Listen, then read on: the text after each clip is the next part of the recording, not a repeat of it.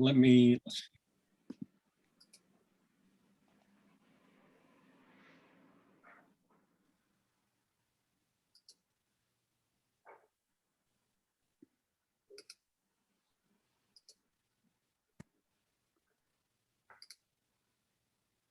All right, can you all see that? Yep. All right, I'm Mark Bickhard. Hello, whatever time of day it is where you are. I want to say a few words about normativity, representation, and language. This is kind of an overview of those three parts of the interactivist model. So introduction, which is kind of an overview of the overview. I'm going to outline three interrelated realms that are addressed in the model: normativity, representation, and language. These, so I claim, involve levels of emergence that are ultimately grounded in a process metaphysics, and each level depends on the preceding and enables the later levels. So to begin, I argue that a basic shift in metaphysics is required. And in particular, process metaphysics is logically consistent and consistent with physics, while substance metaphysics is neither.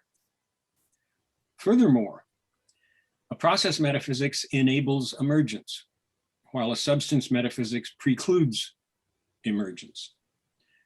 Emergence grounds normative emergence, and therefore normative function, or in the form of normative function, while substance metaphysics renders normativity a mystery. Normative emergence, in turn, grounds representation, while substance metaphysics renders representation inexplicable. And this is crucial for the ground of language, while substance metaphysics forces false and impossible models of language. So in the interest of trying to satisfy time constraints, frankly, I have no idea how long this will take. I will focus primarily on the models and their interrelations, and less so, although not entirely absent, on the engagements with relevant literature. So to normativity, that was all just overview of the overview. Normativity poses a metaphysical problem. Why? Because it doesn't seem to fit with the natural world. There's a history to this, at least in Western thought, that starts with Parmenides, who argued that change cannot occur. We go to Democritus and Empedocles, who proposed models of change, but based on an unchanging ground or an unchanging substrata. So for Empedocles, earth, air, fire, and water could change in their mixtures, but the earth, air, fire, and water per se did not change. And notice this not allowing change at the fundamental metaphysical level, among other things, means that you can't have emergence. You can't get a fifth substance out of earth, air, fire, and water. Aristotle had a much more complicated and sophisticated version of this, but he maintained the idea that you had to have an unchanging substrate for all change. Okay, so one of the consequences of this framework is that stasis is the default. Any kind of change, or at least apparent change, requires some special explanation. Emergence is impossible in the sense that I just mentioned. And this yields a metaphysical split, a dual metaphysical framework. So the split goes something like this. The natural world is a world of substance, entities, facts, causes, and so on. And in that world, in the natural world conceived of in that way, there is no room for normativity, intentionality. Given the split, you can adopt two metaphysical realms, some kind of metaphysical dualism, Aristotle, Descartes, multiple others. Or you can try to make do with just one of them. So you can attempt a strictly mind account of the world, Hegel, some contemporary idealists. Or you can attempt a strictly material account of the world, Hobbes and some other folks. And at least in sort of an ideal sense, most contemporary philosophers, cognitive scientists, and psychologists take some sort of a strictly material framework as constituting good science or good philosophy. That's become a little looser in the last 10 years or so, but I think it's still dominant. So as long as you accept the split, these are the only three possibilities. You either accept both sides of the split or one or the other. Now you might like to reintegrate across the split or reintegrate the two sides of the split via emergence, but that's what's explicitly blocked by the substance metaphysics in the first place. So in contrast, a process metaphysics makes emergence possible. I'll say more about that. In a sense, this is back to Heraclitus, and at least some readings of Heraclitus, perhaps just because they're reading contemporary ideas back into Heraclitus, but some readings of Heraclitus just sound very, very modern to me. And the Plato-Aristotle criticisms of Heraclitus, I think, don't do Heraclitus well at all and explicitly misinterpret him. So a process metaphysics is consistent with logic and physics. I'll say more about that, which substance metaphysics is not. And within a process metaphysics, our basic questions change. When we ask, what is it? The answer is not some kind of a substance or entity or whatever, but rather what sort of process organization constitutes it, whatever it might be. So we no longer think of fire as a substance. It's not phlogiston, it's a process. Heat is not caloric, it's a process. Life is not vital fluid, it's a process. And mentality is extremely complicated, but every single aspect and part of mentality, I would argue, is not a substance, it's not a piece, it's not an entity. It's some kind of process with emergent properties. So to look at process frameworks for just a moment, well, actually, we'll continue to do so. Notice that a universe constituted solely in point particles would be a universe in which nothing would ever happen. The point particles have zero probability of ever hitting each other. And there's nothing in such a universe to either attract or repel them from each other. I mean, even Democritus knew there were problems here. Democritus and atoms had little hooks and eyes on them to try to explain why they may ever hold together. But anyway, a point particle can't do either. Now, the introduction of fields can resolve this problem because fields could attract particles and fields could repel particles, but fields are already processes. So we've already given up a basic particle entity metaphysics if we introduce fields.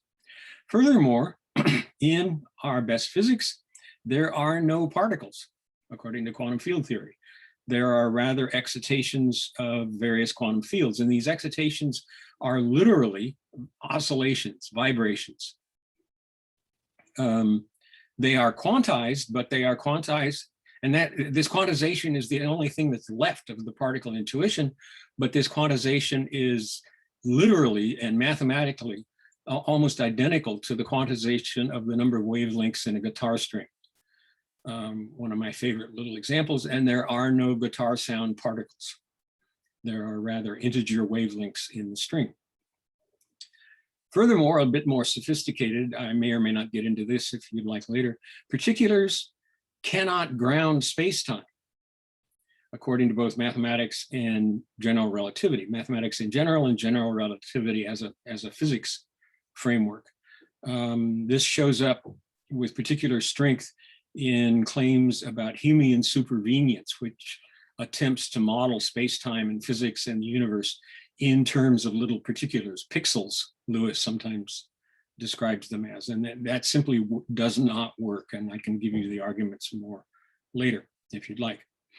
And still further, we know that contemporary physics isn't going to be right or isn't right. We can ask questions of it in which contemporary physics gives us crazy answers. So physicists all know that neither quantum theory nor relativity theory is correct.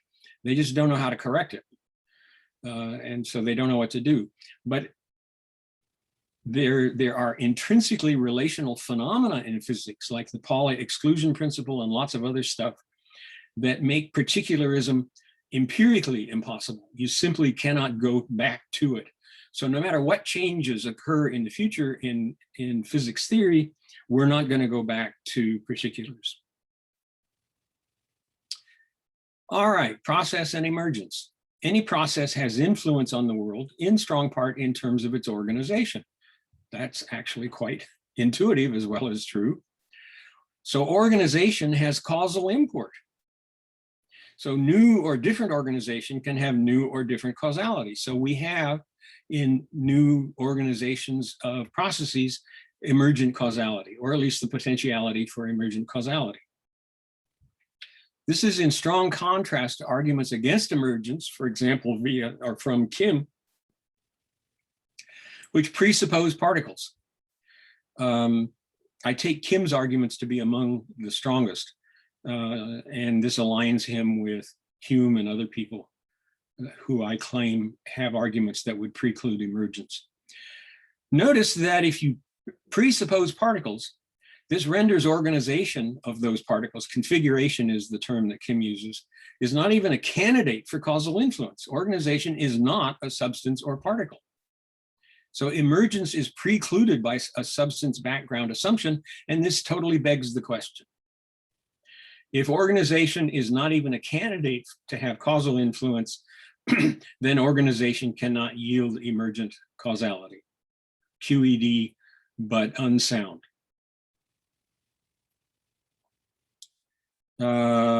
So I have arguments relative to Kim, relative to Hume, all kinds of people whose arguments are either explicitly or at least implicitly moving toward the conclusion that emergence is impossible. I claim to show that every one of them is unsound. This opens up the possibility of constructing a model of emergence, because it opens up the possibility of emergence and therefore the possibility of normative emergence.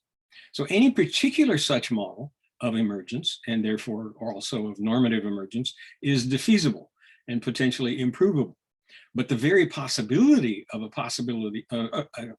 model of normative emergence is now open with the refutation of these arguments against that possibility. So I sometimes talk about this as brush clearing. I've cleared the barriers to an account of emergence and of normative emergence. Clearing the barriers does not give me such a model, but it clears the space for the possibility of attempting to construct such a model. So normative emergence requires first that emergence per se makes metaphysical sense, and a process metaphysics, as I've just argued, grounds that. But normative emergence, so back to that, we could get all kinds of emergences at that level, like emergences of chemical valence, which was a big example of the British emergentists. They claim it could not be explained, and so on and so on. So we can get lots of emergences of fire, of heat, et cetera, just out of the process metaphysics framework. But normative emergence requires further a ground for the asymmetries of normativity, namely between positive normativity and negative normativity. And most of physics does not provide that asymmetric kind of relationship. Most of physics will give you many, many differentiations, velocity, direction, et cetera, but they are completely symmetric. The physics itself does not give you any preferential ground for any one of those over any others. Thermodynamics is the exception. Thermodynamics does provide such an asymmetry. I might mention that gravity could, but I've never figured out how gravity could do this. But anyway, gravity does give you asymmetries because it's a nonlinear mathematics. But anyway, thermodynamics definitely provides such an asymmetry. In particular, process organizations may or may not be stable or persistent. It's the organizations that are stable or persistent. This is where Plato and Aristotle went wrong. They accused Heraclitus of claiming that the universe is totally chaotic and there's nothing coherent about it, et cetera, et cetera, et cetera, totally ignoring the fact that Heraclitean rivers are stable. The water is always changing, but the organization of the water flow is not changing, at least not so fast. And they totally ignored that. So what I've got here is kind of a quantum field theory version of that. You have organizations of process, some of them are stable and persistent, some of them are not. There is an asymmetry involved in different ways that such stability can occur. First of all, there are energy well stabilities. These are organizations that are in an energy well in the sense that it would take some impingement of energy above some threshold in order to disrupt them. So an atom is a canonical example. An atom will sit around for billions of years unless and until something comes along that has high enough energy to disrupt it. Energy well stabilities can go to thermodynamic equilibrium and they're perfectly happy.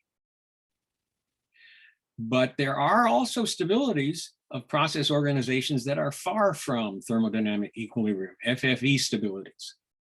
The candle flame is sort of my canonical example of that. These cannot go to equilibrium.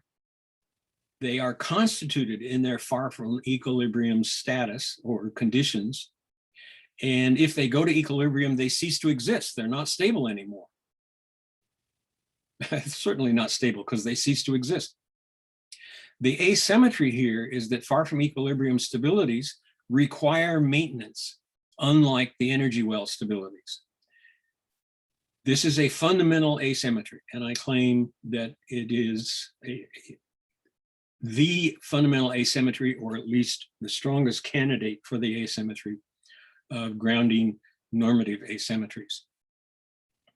So the basic intuition is that the contribution to the maintenance of far from equilibrium stability is relationally functional for that stability. And I stick in relationally there because normativity in this model is not a fundamental singular predicate. It is a relation. So the maintenance of far from equilibrium stability is a maintenance of that stability. And one of my favorite examples to illustrate that this can pull apart is that the heartbeat of a parasite is functional for the parasite, but dysfunctional for the host. So the relations are quite different for the parasite itself and for the host for the parasite. We have the beginnings of a hierarchy of this. It's the beginnings only because the hierarchy is in fact extremely complex. But at the lowest level, under certain far from equilibrium conditions, we have self-organization. So this might be a chemical bath that self-organizes. And Prigogine studied these kinds of things. And for that matter, Turing studied these kinds of things. Some processes are self-maintenance. And here I return to the candle flame. The chemical bath might depend entirely on external phenomena. The reservoirs of the chemicals, the pumps, whatever, to maintain the far from equilibrium conditions. The candle flame contributes to at least a central important condition for its own far from equilibrium stability. Namely, it creates heat, maintains above combustion threshold temperature, induces convection, melts wax, et cetera, et cetera, et cetera. So the candle flame is self-maintenance in that sense. The candle flame, however, is only self-maintenance if the candle is running out of wax. The candle can't do anything. It just goes out, unless it happens to be on a wooden surface or something else like that. But Don Campbell's bacterium, for example, can do something.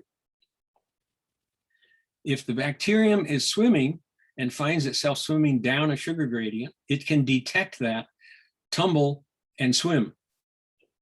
If it's still going down, it'll tumble again and swim. And eventually, it has a very high probability of eventually swimming up the sugar gradient. Swimming up the sugar gradient is a contribution to its far from equilibrium stability. The sugar is essential, just like the convection for a candle flame brings in oxygen, which is essential. Swimming, however, is not functional for the bacterium, if it's swimming down the sugar gradient, it's getting less food that way. So the sense in which this is a recursive self-maintenance is that the bacterium can self-maintain the condition of being self-maintenance. So tumbling is self-maintenance if it's swimming down, swimming is self-maintenance if it's swimming up, and it can switch between them and thereby maintain the condition of being self-maintenance. Okay, so that is an outline of the model of normative function. Now I turn to representation. The intuition here is fairly simple, but it gets complex all too quickly. Representational normativity, truth value, so I claim, emerges in certain kinds of function that are universal in all agents. Maybe in plants, I'm not sure, but in all agents for sure. In particular, agents must somehow realize the function of indicating what actions or interactions are available to them in the current situation. It does no good to attempt an interaction that is impossible in the current situation. And most forms of interaction that are possible in general, at least for a complex agent, are not possible in any particular situation. So you've got to have some means of indicating functions as being possible. This is so that they can pursue some interaction trajectory that is in fact actually available. Indications of interaction possibility are in that sense anticipative of what is possible. Note, such indications of interaction possibility can be true or can be false. So I might attempt an interaction with my refrigerator, but my refrigerator happens to be on a different floor of the house. And so my interaction here isn't going to work very well. This, I claim, is the basic emergence of normative representationality. And notice, this is a model of representing in terms of having truth value, not a model of representing in terms of having correspondence. This is a fundamental shift. Substance metaphysics, in contrast, have always suggested some form of a correspondence model of representation. So we can go back to the signet ring in wax, pointing, causal connections, lawful connections, indicating Fodor's transduction, informational relationships, et cetera, et cetera, et cetera. They all give you candidates for some form of correspondence that's supposed to be the special correspondence that constitutes representing. None have ever worked, and in particular, none have ever been able to successfully account for representational truth value. Truth value has always been the fundamental problem. Go all the way back to the Greeks. Thinking about something or talking about something was akin to pointing to it, but how do you point to something that's not there? How do you point to something that's false? And in particular, none have been able to address not just the possibility of error, but even worse, the possibility of organism detectable error. So even the proposals for trying to account for error all do so either explicitly or implicitly from the perspective of an external observer, not from the perspective of the organism itself. But if you don't have organism detectable error, you can't have error-guided behavior and you can't have learning. We know we have error-guided behavior and learning, so that in and of itself is sufficient to refute any model that cannot account for organism detectable error. The seriousness of this problem is illustrated by the fact that the radical skeptical argument, the most central radical skeptical argument, incidentally, there's a huge family of skeptical arguments, but most of them end up with the conclusion that knowledge is fallible. And I'm perfectly fine with that. The radical skeptical argument says you can't ever tell whether your representational correspondences are correct or not, because in order to do so, you would have to step outside, take the perspective of an external observer on both yourself and the world, compare what you think you're representing, what the content of your representation is supposed to be about, with what's actually out there in the world, and then you can decide what's wrong. Or you can decide, oh, well, they do match and they do correspond, and therefore it's correct. But you can't ever step outside of yourself, and therefore you can't ever check. That's the radical skeptical argument, and it's been around for over 2 millennia in Western thought. It's never been defeated. My claim is it's in fact a completely valid argument, but it's unsound because it assumes a correspondence model. Okay, that can get off into other arguments, and we can get into those if you would like to. Incidentally, notice if you're indicating a potentiality for further interaction and you engage in that interaction and it fails, that's functionally apparent. You don't have to step outside of yourself in order to detect that. So that's the basic intuition of my claim, that this kind of a model avoids the radical skeptical argument. Just a comment here, correspondence models invite models of a passive mind into which correspondences are impressed. The signet ring, transduction. Transduction is just a contemporary version of signet rings, and it doesn't solve the problem any more than the signet rings did. But an action-based model precludes any such passive model. Interaction systems cannot be impressed into a mind. They have to be constructed. Unless those constructions are prescient, which obviously they can't be, or not necessarily, not always. If they're non-prescient, then we have to have some sort of a variation and selection model. We have to have constructions that are trials, that are variations, that maybe get selected out if they don't work very well. So an action-based model forces an evolutionary epistemology. And Piaget's copy argument, among many of a whole family of arguments, illustrates this. Piaget's argument very simply is, if our representations were copies of the world, we would have to know what the world is in order to construct our copies of it.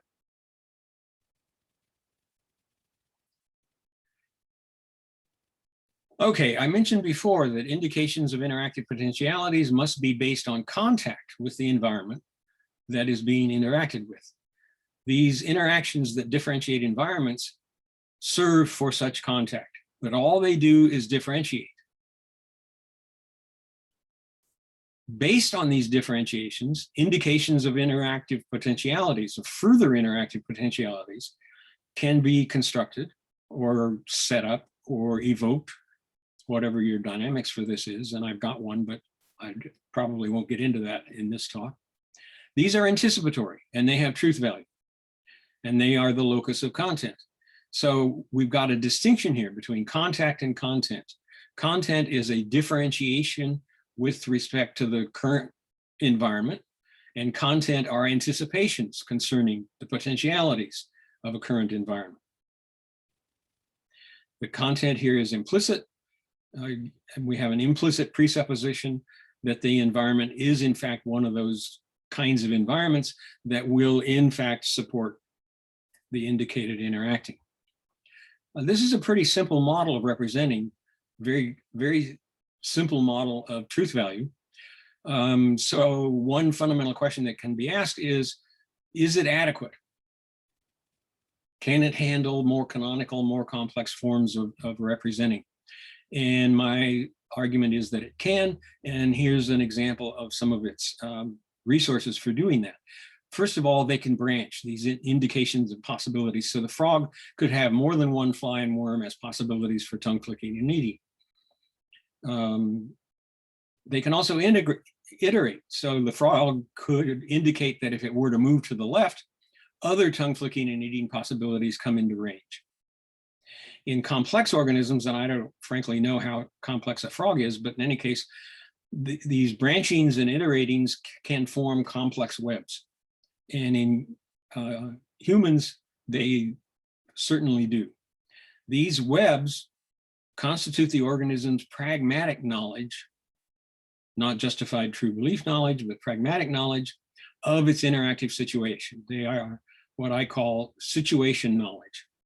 And situation knowledge can be enormously complex in very, very complex agents.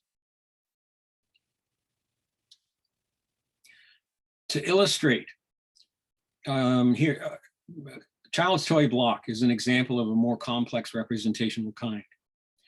The toy block, so I suggest, is represented by subwebs of this overall situation knowledge web. So for the child, there's various kinds of perceptual interactions, of manipulative interactions, and so on that are possible with the block. And one critical property in this subweb is that every place in it is internally reachable from every other place. No matter what visual interaction you have with the block, you can attain any other one with appropriate intermediary manipulations. So it's internally reachable. And furthermore, it's invariant. You can do all kinds of things with the block and you can still attain this internally reachable subweb. You can leave it on the floor, you can put it in the toy box, et cetera, et cetera, et cetera. It's not invariant under everything. If you destroy the block, burn it, crush it, whatever, it's no longer available. So internally reachability and invariance with respect to other things. Here I'm basically just stealing Piaget's model and translating it into this model. The reason I can do that is because Piaget's model also has an action base, a pragmatic base. And I think Piaget pretty much got this one right. Having an action base, incidentally, is a huge major step forward, but it doesn't guarantee that you get everything right. So, you know, further development is required. Here's one where I think Piaget got it quite right. Another fundamental challenge would be, how about abstractions like the number 3? And I'm not going to get into this in detail at the moment, but I think Piaget got this partly right and not right in other ways. But the intuition would be, suppose you have an interactive strategy that represents interactively,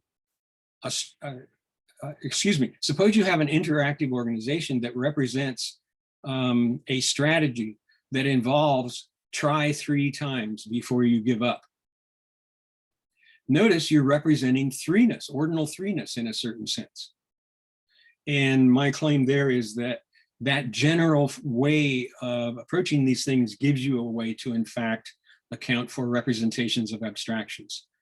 And that gets me off into all kinds of issues about implicit definition and higher levels of knowing and other things that I'm not going to focus on today.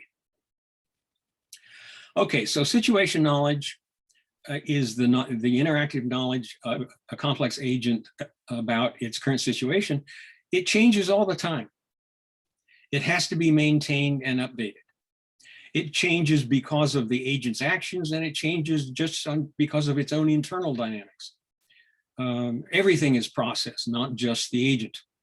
And so things are always changing. Even Heraclitean rivers are changing. These processes of maintenance and updating I call apperception. Again, stealing a word there, but I think this maybe captures the dynamics of what's going on when people are talking about apperception. So perceiving in this model is interacting in support of apperception.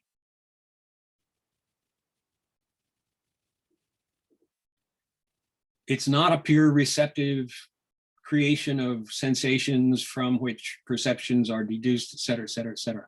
It's interacting in support of apperceiving. And these processes of apperception must in general be learned. They could in principle not be learned, but once you've got systems that are capable of powerful learning, it becomes redundant and costly from an evolutionary perspective to make them innate. Note, here's a note about relevant other literatures. The indications of interaction possibilities sound like at least one interpretation of Gibsonian affordances. And I would suggest that to a first approximation, that is quite correct. And sometimes I'll even use the word affordance. But I think it's also because this is such an appealing connection to point out some differences. Gibsonians in general do not like internal organizations, such as situation knowledge. They might accept branching, like Sean Gallagher, but do not accept iterations in webs, although some do accept iterations. I don't know about webs.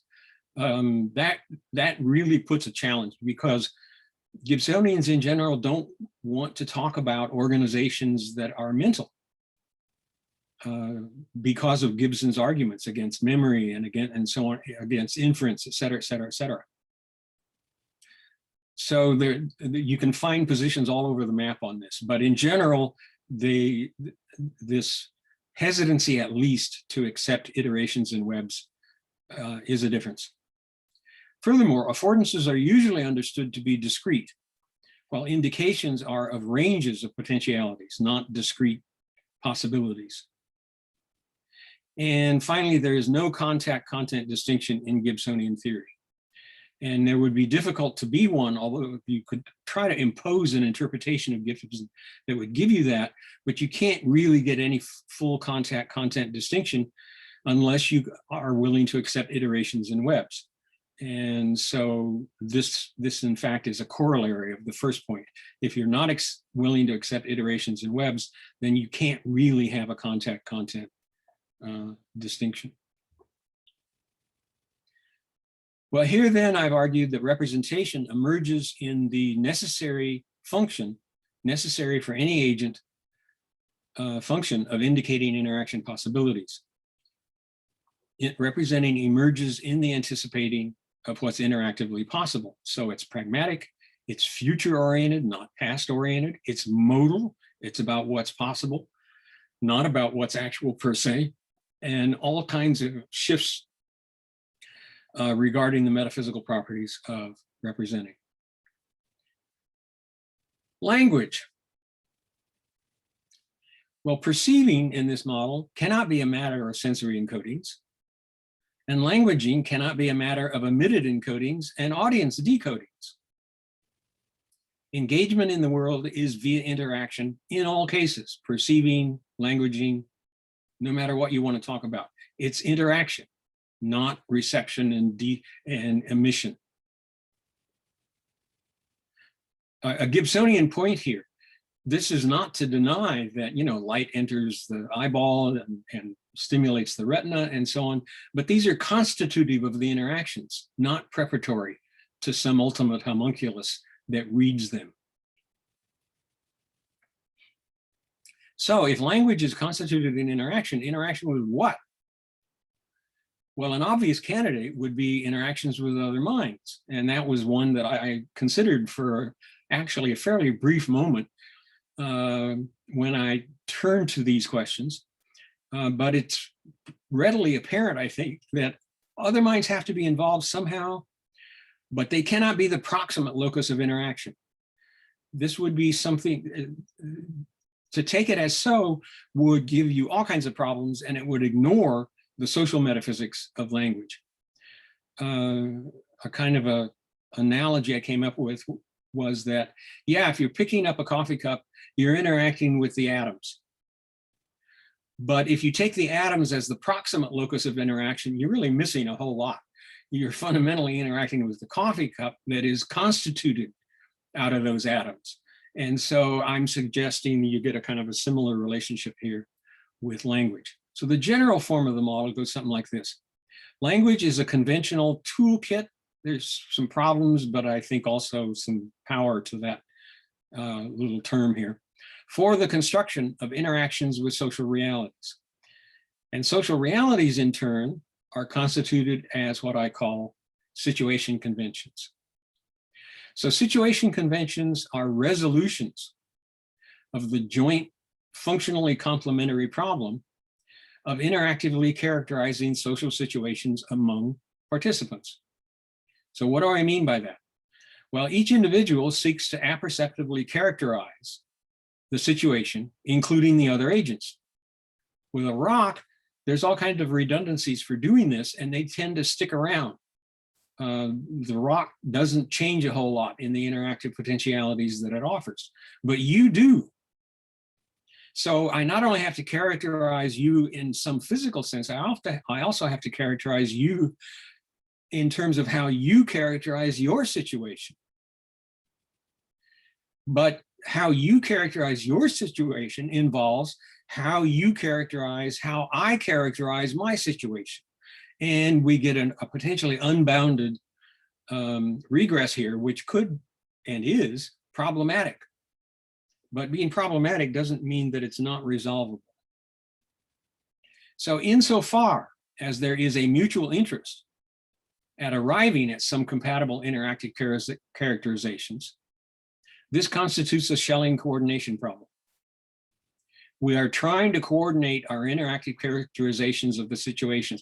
That doesn't mean they have to be identical, but it means they have to be interactively compatible. Notice this may or may not occur, this mutual interest bit. I may be trying to deceive you, in which the mutual interest is only partially there, or there in a distorted way, or whatever. Or I may be trying to sneak up on you so that you don't know I'm around at all, in which case I have no mutual interest in arriving at any kind of compatible mutual interaction characterization, and so on. But insofar as there is one, then we have a Schelling coordination problem. Solutions to it thus constitute a modified Lewis convention about the situation. Modified because, as I mentioned, I think last time, Lewis's first definition of a convention is in terms of regularities of behavior. And that one doesn't work for what I want to do here. The basic point is that not only is language conventional in some sense, which I roughly agree with Lewis about, although in terms of my changed definition of a convention, but more focused on what I'm trying to do, the interactive realm or the interactive locus of interaction in language is conventional. And one of the fundamental changes from Lewis is that this requires non-repeated conventions, which make no sense if you think of conventions as intrinsically involving regularities of behavior or being repeated across populations and times and so on. Those kinds of conventions certainly exist, and they are certainly the first kinds of conventions we think of when we talk about convention. I call them institutionalized conventions, and I show how they can be derived from what I call situation conventions. So the characterizations of interactive potentialities in a mid-utterance or a mid-joint construction of an utterance is a situation convention modification that may never be repeated. That particular situation may never be repeated. How do I continue apperceiving this utterance from this point forward? Has to be conventional to some extent in the sense of solution to coordination problem, but it doesn't have to be conventional in the sense of repeated, because it may never repeat. So situation convention. These potentially non-repeated and non-repeatable situation conventions that occur in mid-languaging, these interactions may be constructed out of conventional partial operators. They're not full utterances, they don't completely change it, but they're engaged in the change in midstream, so to speak. They are not necessarily formal or fixed. As I mentioned last time, these can involve problem-solving processes like the hermeneutic circle. They can involve creative language, language change, and so on. What's going on here is fundamentally a process of apperception, not a process of encoding or decoding. Apperceiving can be well habituated, in which case it kind of looks algorithmic, but the algorithmic case is not the general case. The general case is apperceptive problem solving. Gestures and so on are interactions, can be interactions with situation conventions that don't necessarily, although they might, require conventionalization of the manners of interaction. But the conventionalized tools, so to speak, are very, very powerful. At each phase of such partial interactions, the range of acceptable ways of proceeding must itself be coherent among participants. So this must form a special kind of convention. I call it a linguistic situation convention. Syntax. Not all operators can take as arguments the context created by all other operators. I mean, this is true with maps in mathematics. It's true with any kind of an operator framework. But, well, okay, I'll just go on with this. So there are constraints on what can compose with what. Some constraints are intrinsic. It just doesn't work. Some are conventional. There's no conventionalized apperceptive way of composing, although we might apperceptively, problem-solvingly, creative language figure out a way to do it, like child's language. I chalked the wall. Makes perfectly good sense, but it's not conventionally syntactic. Or I buttoned the calculator. And some, as Hawkins argues, might arise as processing trade-offs. Various ways of trading off against how much processing the apperceptive process takes. Hawkins, I think, is onto something there, but he tends to discuss processing costs in terms of computational models on encodings, and so he gets off on the wrong track rather quickly, but I think the intuition is valid. Okay, these are all in support of generating a full interaction with or a full operation on the situation convention. This is something like an inverse recursive function theory, although we have two different kinds of recursion, and it's inverse. Two different kinds of, okay, I can get into, all right, here's the two different kinds of recursion. If I have a function f operating on a function g operating on x, I can interpret that in terms of the function f operating on the result of g operating on x. That's one kind of recursion. I can also interpret that as the function f operating on the function g, as long as f is a function that can take as an argument another function, and then taking that resultant function operating on x. So those are two different kinds of recursions. Sometimes they're explicitly recognized and sometimes not, but in language, they both occur and are quite important and powerful. So what will compose with what is a fundamental realm of constraint, and we sort of get echoes of categorical grammars here, which are built on notions of what will compose with what, although again, categorical grammars tend to be built on rather straightforward encoding frameworks, and therefore they have to be modified quite a bit. Note, these interactions can be jointly constructed by more than one participant in the situation. And Ruth and Eleni's splits, I think, are a wonderful example of this. I mean, all you have to do is accept one example of a split as being true, and you've refuted a huge realm of models of language. They just cannot accommodate even one split as being a normal, natural, understandable instance of languaging. So syntax in this sense is a kind of dynamic operator well-formedness or well-definedness. It's a dynamic operator compositional well-definedness, but it is not well-formedness of formal strings or of propositions. So some consequences. If this is correct, then syntactical constraints can be recovered in a certain sense, but they are not formal. Incidentally, I have a paper in which I claim to have derived Coster's version of Chomsky's universal grammar out of purely functional considerations.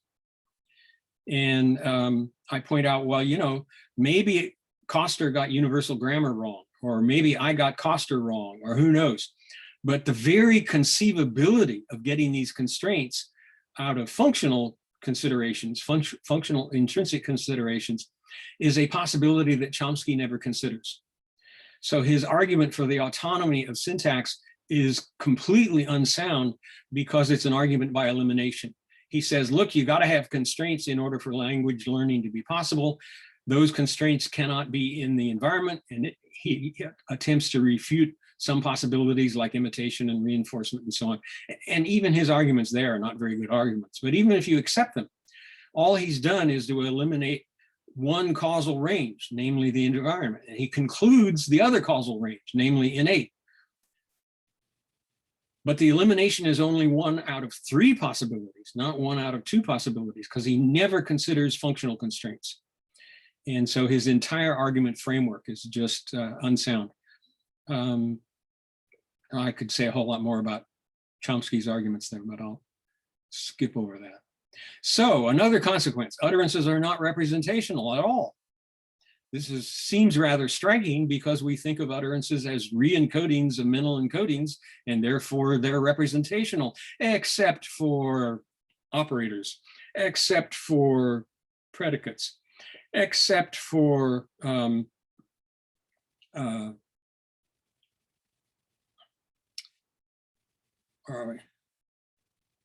except for deictics, except for indexicals, except for, and so on and so on and so on. My claim is basically that all of language is constituted in the except for range. There is no language that is not context dependent, and therefore no language that is any kind of an encoding.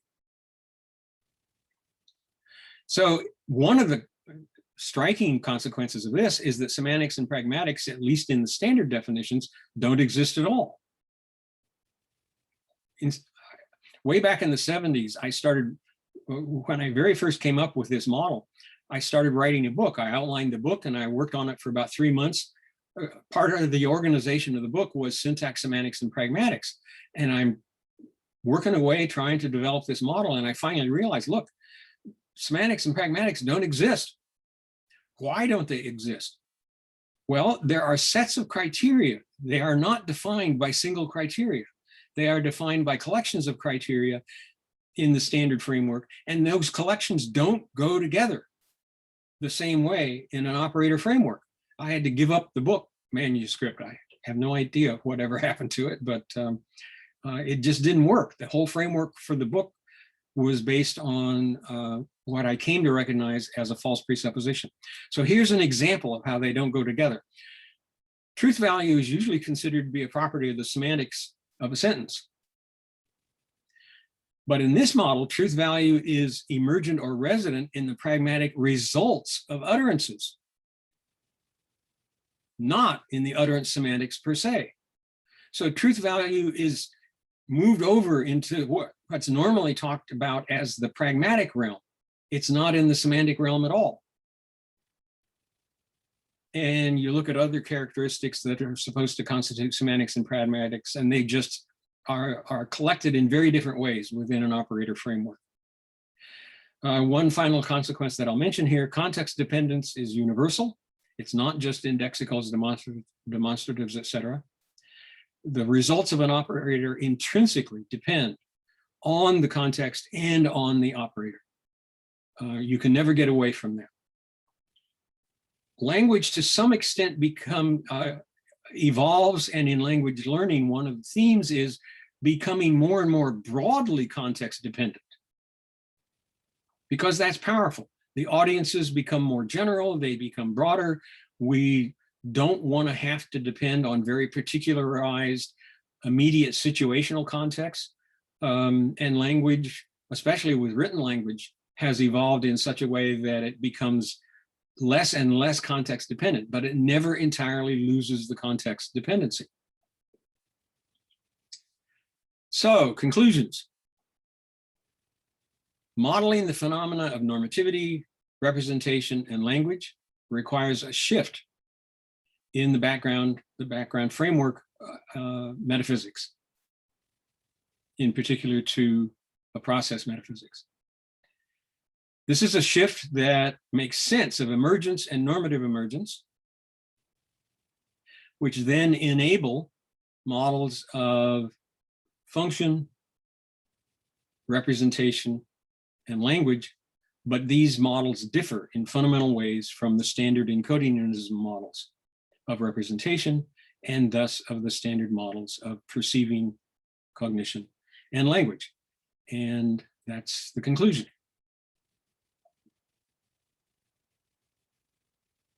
Actually, I'm almost within the time frame I'm supposed to be, I guess.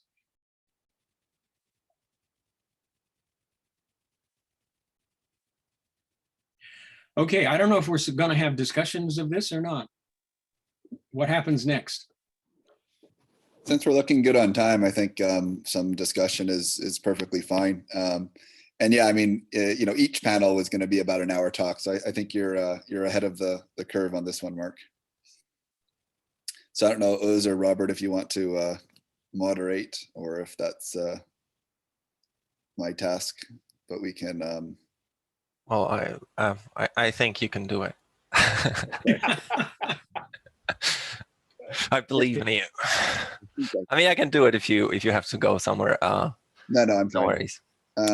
So if I'm just a little tired, if people want to raise their hand, I guess we can maybe ask more questions or raise issues and have discussion with other people too. We have other people who will be at the conference participating. So maybe we'll start with Buse, if you want to go ahead. Thank you very much. It was a very interesting talk. So forgive me if this is rather a silly question, but you mentioned the contact and content distinction.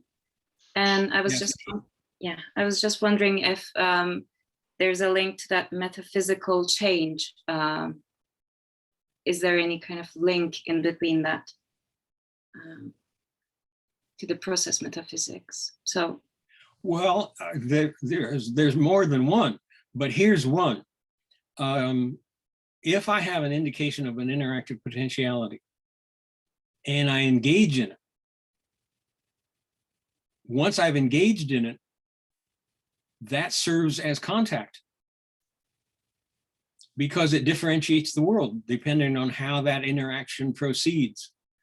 So there's a certain sense in which content that's engaged in, anticipation that's engaged in, becomes contact in virtue of the way it proceeds.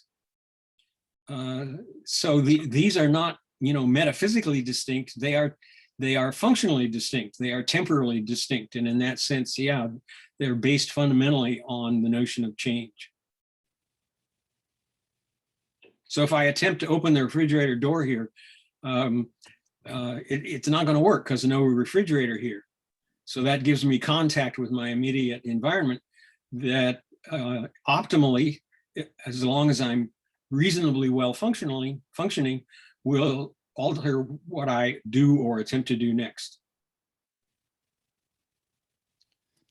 Did you want to follow up, Buse, or is that works? okay. No, I need to work on that. Thanks. Okay, I think Ken had his hand up. Yeah, well, thank you very much, Mark, for a very nice overview. And I simply want to ask whether you'd be kind enough to share with us the slides you've used, because it's a very nice outline. And I'd like to use it again, and I expect others would also. Yeah, sure.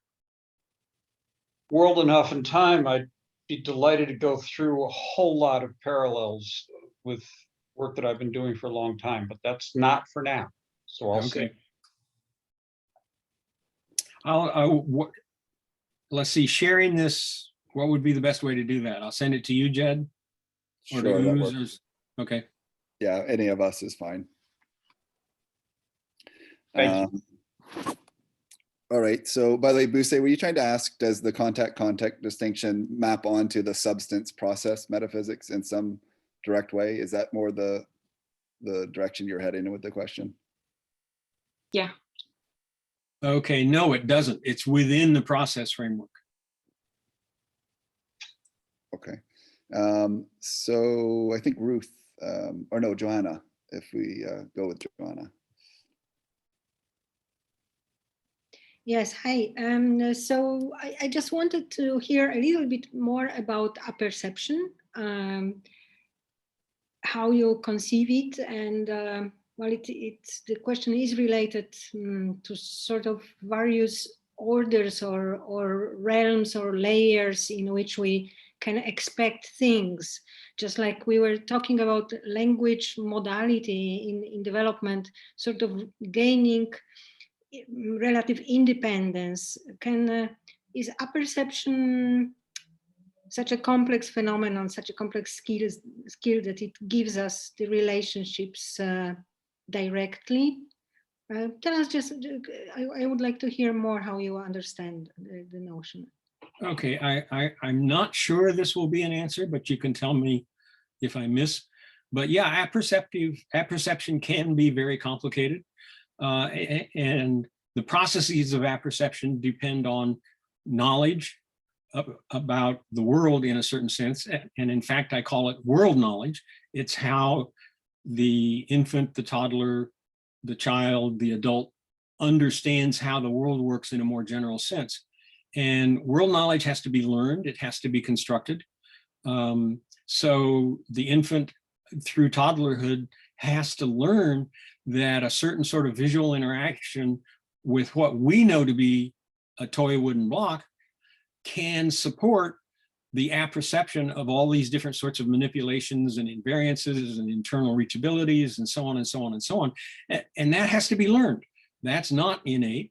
And as a matter of fact, Jed in my paper addressing a lot of nativist research in developmental psychology is based on the fact that these nativists are empiricists, and they don't have, they're foundationalists is perhaps a better way to say it. They don't have any way of taking into account these constructed processes. And so they don't have any way of taking into account the steps along the constructive path. And therefore, it never occurs to them to construct control conditions in their experiments for these various kinds of constructive paths on the way to constructing full object permanence. So apperception can be complicated, especially if you're apperceiving something that is complicated. And it can certainly be complicated to learn world knowledge supports for various sorts of apperceptive processes. It is not direct. Perhaps the most direct version, but even this I would suggest is fairly complicated. Suppose I do a visual scan of something that my world knowledge indicates is going to persist. What does it mean for it to persist? Well, one of the things it means is that I could redo the same visual scan. Now notice that's not always true. If I see a flit outside my window and it's clear enough that I take it to be a bird, I will not take that scan, that visual interaction, to be repeatable because the bird's gone. But in some cases it is. So in cases where it is, that's one of the simplest versions of an apperception, that I apperceived that I could redo the scan. I may not, in fact, attempt to redo the scan, but I apperceived that I could. But even that has to be learned. Even following the trajectory visually seems to maybe have to be learned. It occurs very, very early in infancy, but it's not so clear that it's innate in any complete sense. So it depends on what you mean by complex. Apperceiving can be very complex. It can yield complex constructions, and the learning of it can be definitely complex. So I'm not completely sure that I've addressed what you were asking about, but that's an attempt. Also, it would maybe help to show the historical roots if you are on the same page with, I don't know, the first uses of apperception in psychology, or you are modifying them. Well, it's basically just a generalization of the idea that when I see an object, I apperceive the back of the object. It's just a filling out of my world. And notice apperception in this sense gives me at least one form of what's called memory. So that if I apperceive that I left my toy block in the other room, that constitutes a memory that I left my toy block in the other room. So I apperceive that if I were to go back into the other room, I could play with the toy block again. That's a form of memory.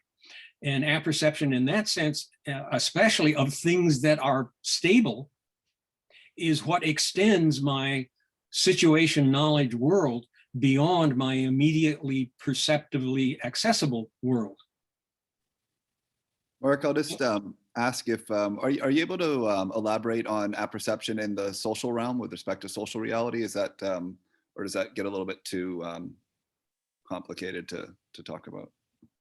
Well, it depends on what you mean by elaboration, but the whole notion of a situation convention is based on this problem of joint coherent construction of an apperception of what the situation is, namely joint construction, coherent construction of an apperception of what the situation together with the other agents affords for me, if you want to use the word affordance. So yeah, apperception is absolutely central there, but it's special in what it's an apperception about, if you want to use the word aboutness there, because it involves this special kind of Schelling coordination problem. It's fallible, but so is all epistemology, according to this model. So it's not special because it's fallible. Yeah, it just seemed like apperception is in some sense necessary in order to have this situation convention. Because well, it is, and one of the ways that shows up is that no more so than for anything else do we just passively receive information from which we conclude a situation. The way that we establish, invoke conventions is by starting to function, starting to interact in terms of a convention. We presuppose a convention. And insofar as that presupposition is picked up on by the other agents and continued so that they interact in ways that are consistent with that presupposition, then the convention is established. Now we have a coherence, or at least we have a joint attempt at a coherence. So it shows up not just in being fallible, but in the sense that the way we get it is not by decoding a message, but the way we get it is by what my model of implicature is, namely the recognition of presupposition, which is a broader model than Grice. Okay, great, thanks. Could I chip in on that? Sure. Mark, could you like maybe say a little bit more on the difference between, because there is a parallel with the sensory motor contingencies, the cycles of sensory and motor activity that many other people talk about, but that perception in your model is wider than just perception and motor activity, right? It goes deeper into cognition as a whole. So could you maybe elaborate on the difference from those like more perception focused proposals? Yeah, I don't really disagree with O'Regan, or at least not in his original formulation, although you're right, it goes deeper than that. But Noe has taken it in a direction that I fundamentally disagree with in his first book. I was reading that book. He starts out, talking about Gibson and O'Regan and so on, and experiencing being constituted in the interacting and things that sound very nice, except he leaves out all kinds of references, which is kind of typical of Noe. But then by the time you get to the end of the book, he's talking about the experience of seeing an object when you only glance at it and you don't actually interact with it. And in the early part of the book, he's defined the experience as being constituted in the interacting. But by the end of the book, it seems to be only the potentiality for interacting.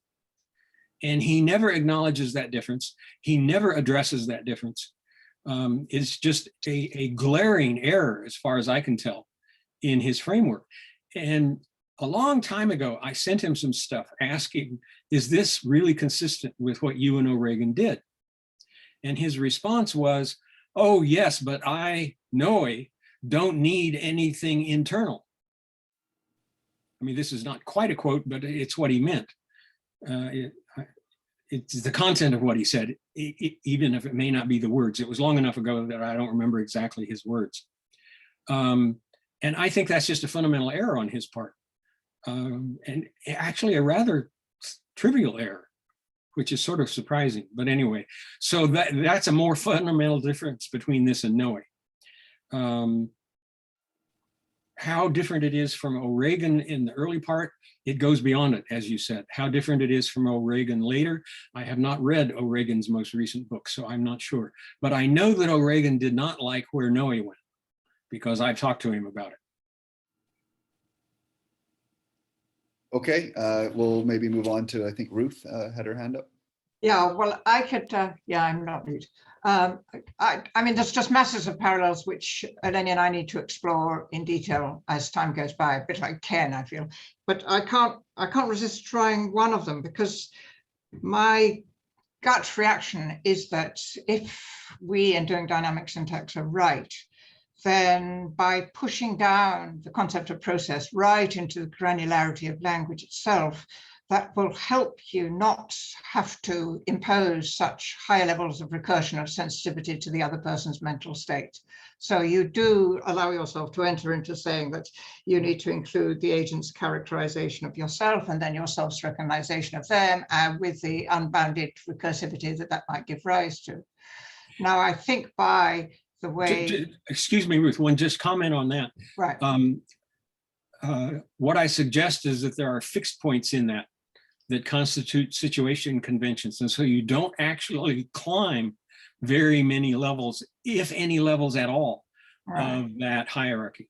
Okay, because our suggestion would be that you don't need any levels at all, full stop, because the very fact that you're going through the nature of language itself is an ongoing constructive process, that both parties are simply, they have those, if you like, as solicitations, whatever word we try say as common knowledge, from the very virtue of the process itself.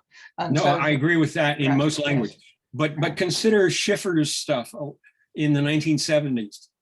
They give examples in which there are one or more levels, but I've never seen an example of more than 2 or 3 levels that makes any sense. So even in cases where we do engage in these levels, which usually involve some sort of deceit, but not always, it's rare, and it's only a very small number of them. Right, but also if you just stick to the language case again, that we would simply not take the boundary of the beginning with the capital letter and ending with a full stop and having to see everything within that as a single recursive complex structure, because we would unpack these as procedurally splitting up into these much simpler constructs, which are then hooked together with shared terms, or however we like to do it. Oh, I think I'm getting either. Hang on, sorry. So that the very nature of what linguists will tell you are complex constructions, we would pan out as rather differently. So again, having the granularity pushed down into the nature of language itself and how it drives on the incrementality of the unfolding content that's getting built up, blah, blah, blah, you know, my whole sentence is going on forever, gives you less need to take for granted that linguists are right about the nature of the complexity of the structures that language appears to present them with. Right. No, I agree. Oh, now I should get my hand off. Sorry. No How's problem. your storm doing? Oh, thank you. It went away. Of course, it wasn't magic. It was the power of the interaction that was going on. Ah, okay, okay. All right, so I think Berkjan has or Berke, sorry, Berke has a question. Yeah, thanks. Thanks, Mark, for the compact presentation after months of reading the book.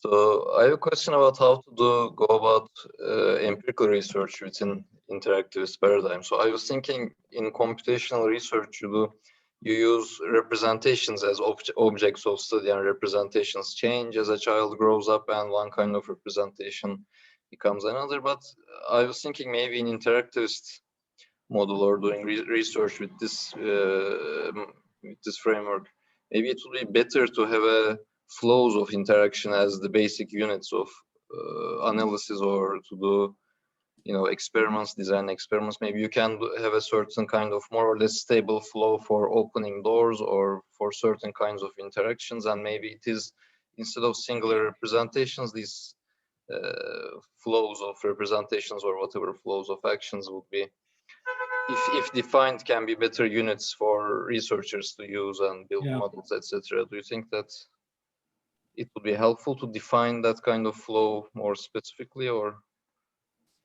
Well, yes, I think so. Some people have started that. Notice that with our current technology, we can at best simulate these things because we can't actually construct these sorts of far from equilibrium processes that actually yield the emergence of the requisite normativity. But some people have attempted to simulate these, and the simulations tend to be exactly as you're talking about. They tend to be simulations that take process as foundational, not discrete symbols or representations or anything else.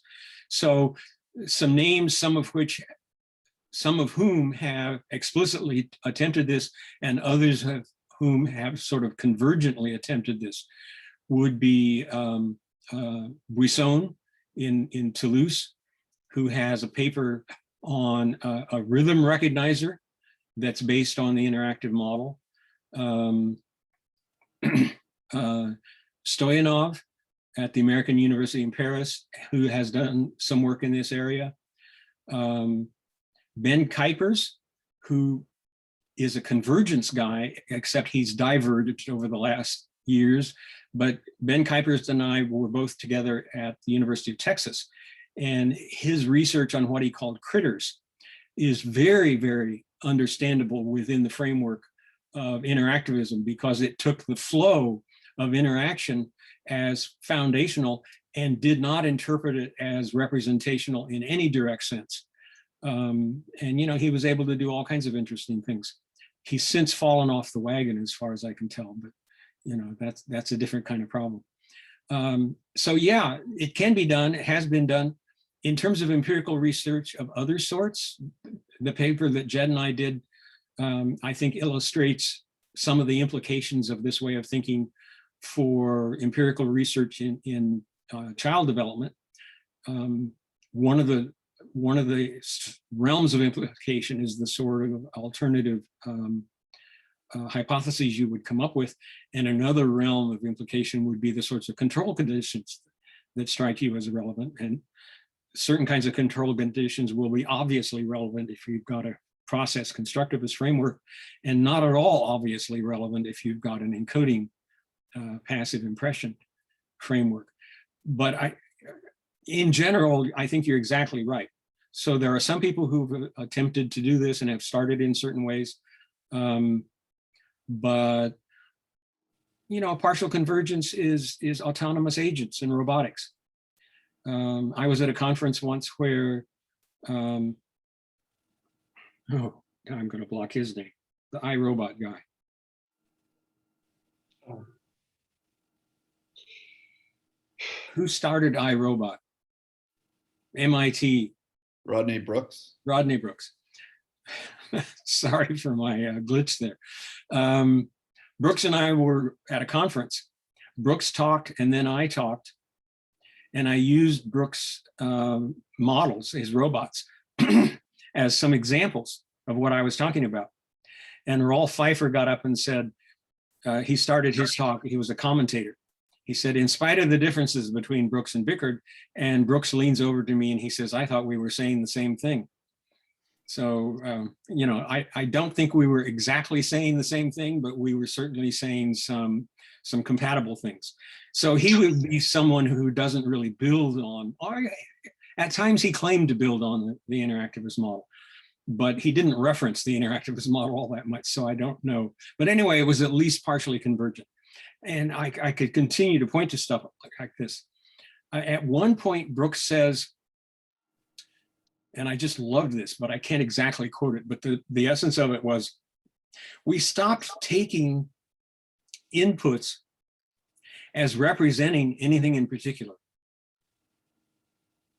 and started taking them as indicating, I don't remember exactly what his verb was, whatever it is that triggers them or stimulates them. That's an implicit definition. And Brooks is not a philosopher. I don't think he understood the far-reaching implications of taking implicit definition as the fundamental epistemological form of relationship to the world rather than transduction or something like that. but he found it quite powerful and useful to do that.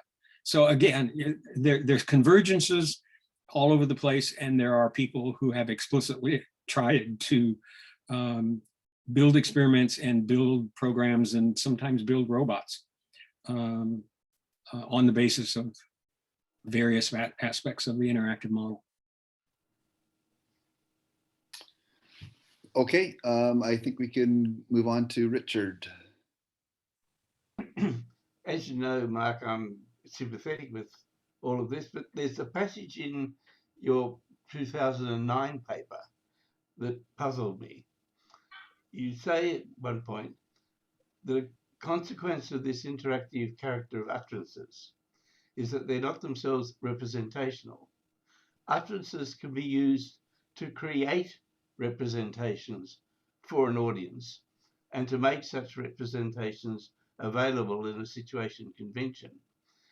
And then you go on to say that the utterances are not representations per se. But what do you mean by utterances can be used to create representations? That sounds, the way I read that, it sounds as if it doesn't quite fit with all this stuff about interaction and anticipation and potentialities and so on. It looks like something gets made here. I am not sure what the problem is with that. I mean, if I say the world is roughly spherical, didn't that create a representation? You mean I then think of a circle? That you what? If you say the world is roughly spherical, I then sort of think of a ball. Something like that, yes. So what gets created is, in this case, at any rate, an image in the recipient's mind. Is that what you Well, mean? I used the word image early on, but it's too encodinist. So I would say what gets created. That's one reason why I'm questioning you about this. What gets created is an organization in the active situation knowledge. As I say, I once called this situation image drawn from Miller-Galanter and Prebrum's Plans and the Structure of Behavior, where they talked about plan and image. But image is it's just too much encodiness. So I gave it up. I might just add, I think, I mean, language doesn't give the representation. So the representation isn't coming from language. But as an operator on situation convention, it can be thought of as creating new representations, but it's not. Maybe that, okay, yeah. Yeah, the utterance doesn't impress on a representation into your mind. Oh no, I understand that. Okay. Then I'm confused about what the problem is with creating. Operators create their results. So Yeah, the when they transform the situation convention, you get a new situation convention, and so in that sense, the transformer is creating. I see. So I mean, the way I read that sentence, it sounded like you were creating a something, a thing of some sort, and that didn't seem to fit. But you don't mean to imply that at all, because that sounds far too encodingist. Well, it's always possible that some encoding vestigial way of saying something has survived. As I say, in the 1970s, I worked for 3 or 4 months on a book that had this massive encoding assumption built into the very outline of it. So I've gotten quicker at finding encoding presuppositions, but that doesn't mean I can still find all of them. Okay, if that works, then we'll go on to Richard Itai. Yeah, thanks. I want to go back to were more or less to the beginning, where you to the assumption of process metaphysics, right? Well, it's a big question, but something that interests me is so we can see, right? The argumentation is always, I mean, not just by Mark, by you, but others, you know, that substance metaphysics has all its problems, and here you talked about emergence and so on. But the question is, I guess what I'm trying to ask is, to what extent I sense that there is kind of like a confidence on the part of people like yourself and Richard and Joanna and others, that you could actually account for things in a sort of like reductive framework, where process is really the one basic thing and everything is built out of it, right? So objects, or what we used to call substance, is a process organization, and so on and so forth. Now, if you look, I mean, just to be a bit more skeptical, right? If you look at the history of thought, right, and you see all the attempts to try to find something that is the most fundamental category, whether it's substance, right, and it yields its own problems, or you know, properties, to take them as basic, to take tropes as basic, right? This kind of thing, these reductive attempts that try to say, well, there's this one element that can actually produce all the rest, or account for them. We know that they often lead to right to shortcomings, or to us realizing that something is missing. Now, I wonder then where is the confidence that process reductionism will not, you know, would be able to succeed where other failed?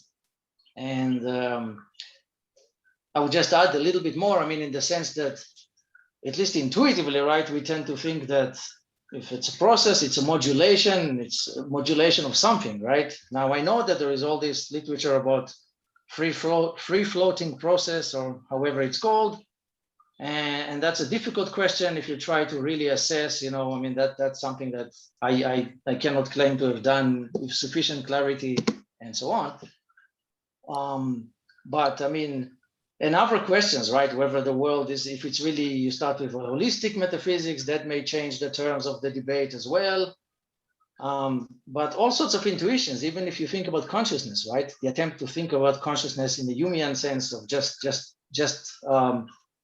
you know, without the substance, without the self in this case, right? We know that there are problems in this kind of thing. So I guess I wonder, again, the question is simply, what is your source of confidence that process reductionism would be able to succeed in this case, in giving us, you know, the one fundamental category for constructing the world, right? Well, maybe just one last thing. Sorry, just just one last thing. I mean, because there's also another option that maybe our problems are also, you know, maybe reality is such that in some sense it transcends those categories, right? We find it in mystical literature, for example, but it sort of dovetails with this persistent difficulty of trying to pinpoint, you know, just one kind of category, and, you know, realizing that things always escape our final reach. Anyways, but sorry, go ahead. It depends on what you mean by monism, depends on what you mean by confidence. I'm not confident in the sense that I feel like I've proven that a process monism is adequate.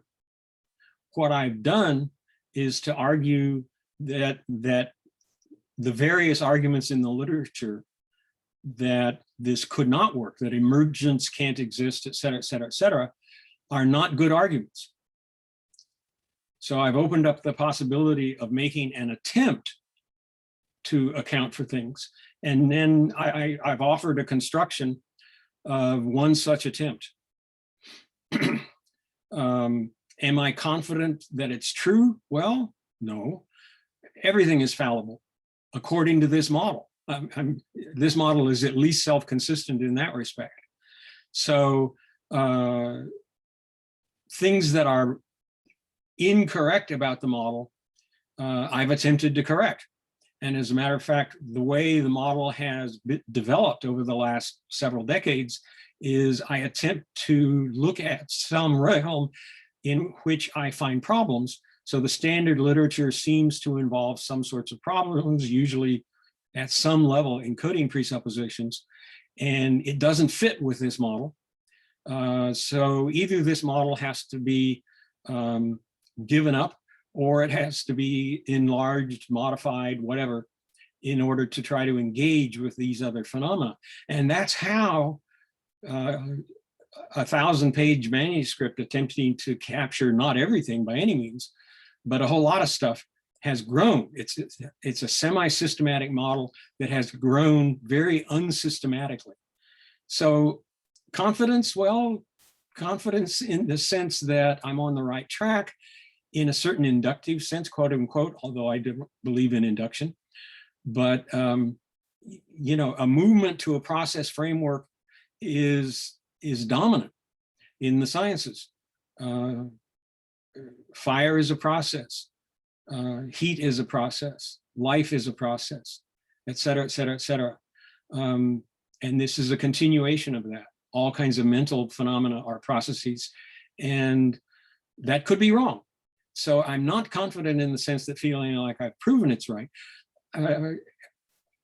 There's a further level of confidence here in that I failed to see an alternative.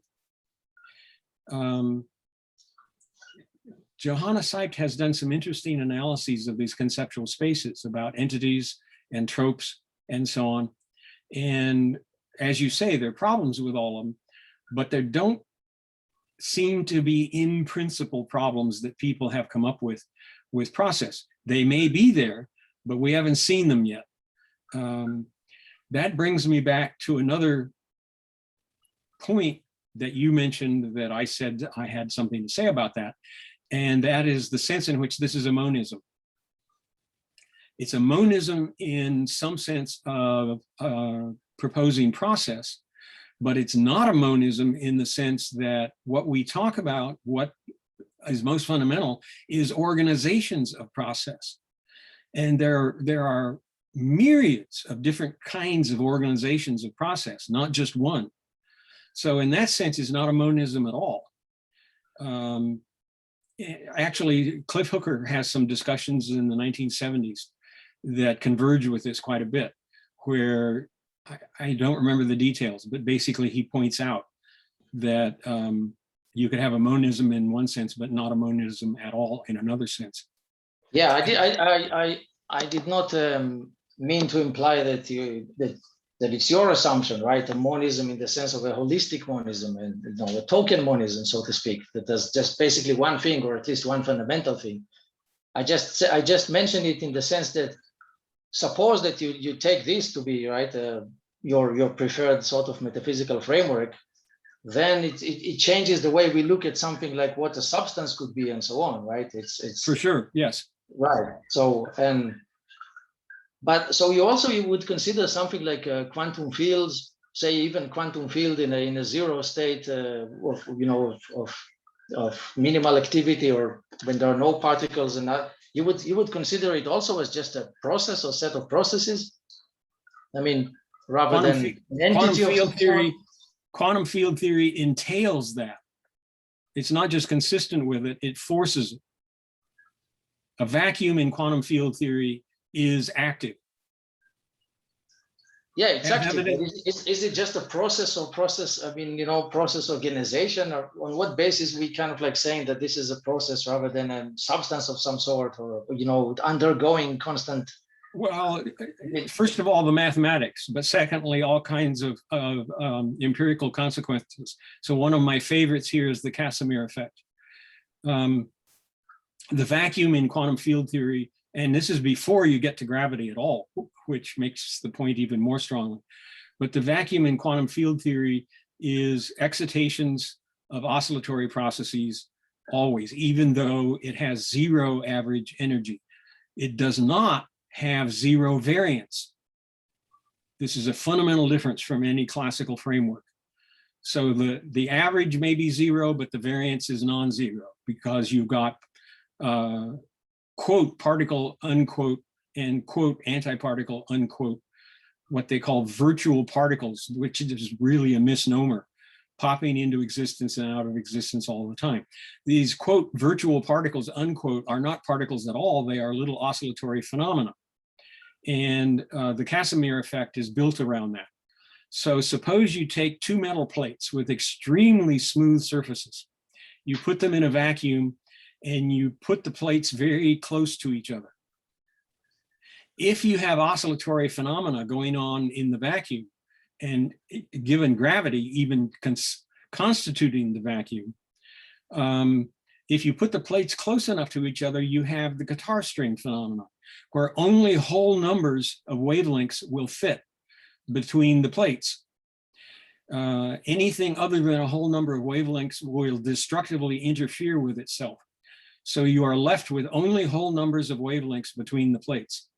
This means there is less activity between the plates than there is outside the plates. And this will induce a pressure pushing the plates together. Casimir predicted this. It was first discovered, I think, sometime in the 1980s, and then measured a decade or so later. Both the detection of it as well as the measurement of it are completely consistent with the predictions. That's just one of many, many, many phenomena that demonstrate that the vacuum is not empty nothingness doing nothing.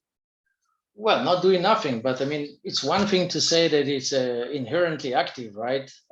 It's another thing to say that that means that it's just a process. I mean, nothing that, I mean, that the best categorization of it is just as a process, pure process. I am failing to get the claimed non sequitur there. Well, I mean, what is a process other than I'm failing to see why change? something is dynamic. Why if something is dynamic, that means that it's only a process, right? I think Itai's saying, does inherent activity alone mean it must be processed? Could you not have inherent activity of at one, I mean, I guess at one level of what are underlying substances at another level, but I guess you've also said, Mark, that the mathematics just say there are no substances. So maybe that's part of. Well, somebody in Australia, I think it was Frank Jackson. Richard, you might actually remember this. After you gave a talk, somebody said, well, for all we know, the physicists will wake up tomorrow and conclude that the universe is constructed out of particles after all. Who was that? Do you remember? You're muted. Richard, you're muted.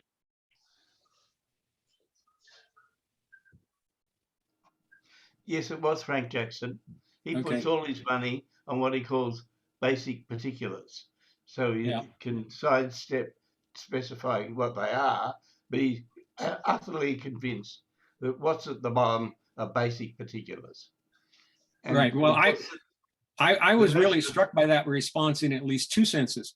One is he was arguing for a sort of contingent seeming conceptual possibility as supporting an in principle metaphysics, which doesn't make any sense at all. But anyway, it's simply not possible. It's not possible because of things like the Casimir effect, because of things like the Pauli exclusion principle, because of innumerable other phenomena, both at the theoretical level, at the mathematical level, and at the empirical level, that is not consistent with a non-relationalism. But if you've got a relational changeism, to coin a term, that is process.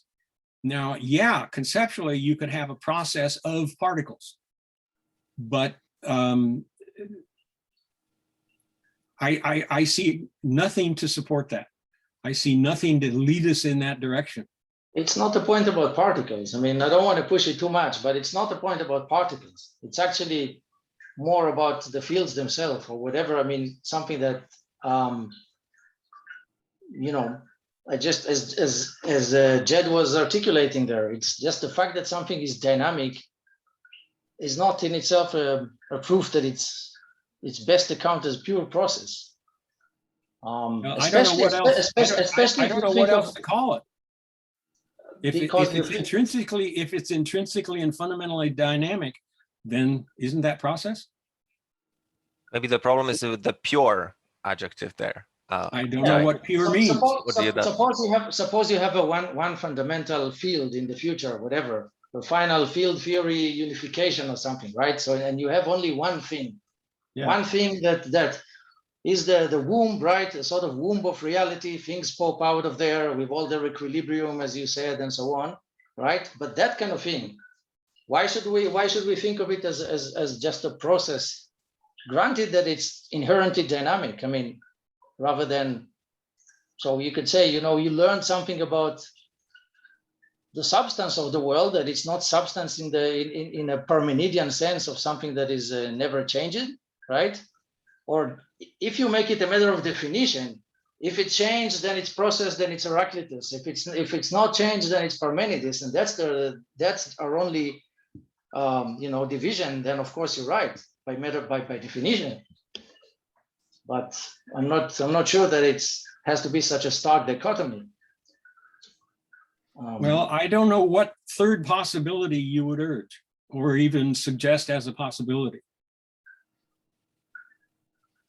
All right. Fair enough. Okay, so yeah, and I mean, it sounds like a little bit maybe a tie in the background. There's issues about, you know, the unity of phenomena into a single category, mixed in with maybe some naturalism as the issue. But maybe we'll come back to that if we want to, and go to Ken, who has his hand up.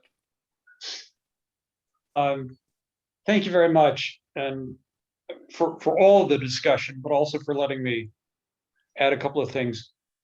There were briefly remarks about pixels and space-time earlier, and I just wanted to put in a footnote about this, and that is Newton already spotted that problem and urged it against Bickhard in 1684, right? I mean, this problem about space and particulars is that old, and Newton got it right, and Descartes has it wrong. And Howard Stein pointed that out in the 67 paper, Newtonian space-time. What I wanted to come back to, though, is your comments about apperception. And obviously, I don't know how the term got used in psychology, so I won't say anything about that. But I'm curious about your calling apperception or using apperception to designate that cognitive phenomenon by which some agent, as it were, fills out its understanding of the world, e.g., regarding the passing object, bird, whatever, as having a backside that it doesn't currently perceive. So you were using apperception in connection with that way of conceiving the world that one is perceiving. Is that the idea? Up till your last sentence, maybe so. But I would not construe it as conceiving of the world that is being perceived. Partly for the reason, well, a very Gibsonian reason. One of Gibson's many emphases was occlusion. And he claimed that perceiving was ongoing, so that you are perceiving an object that is passing behind an occlusion, even though you can't see it right now.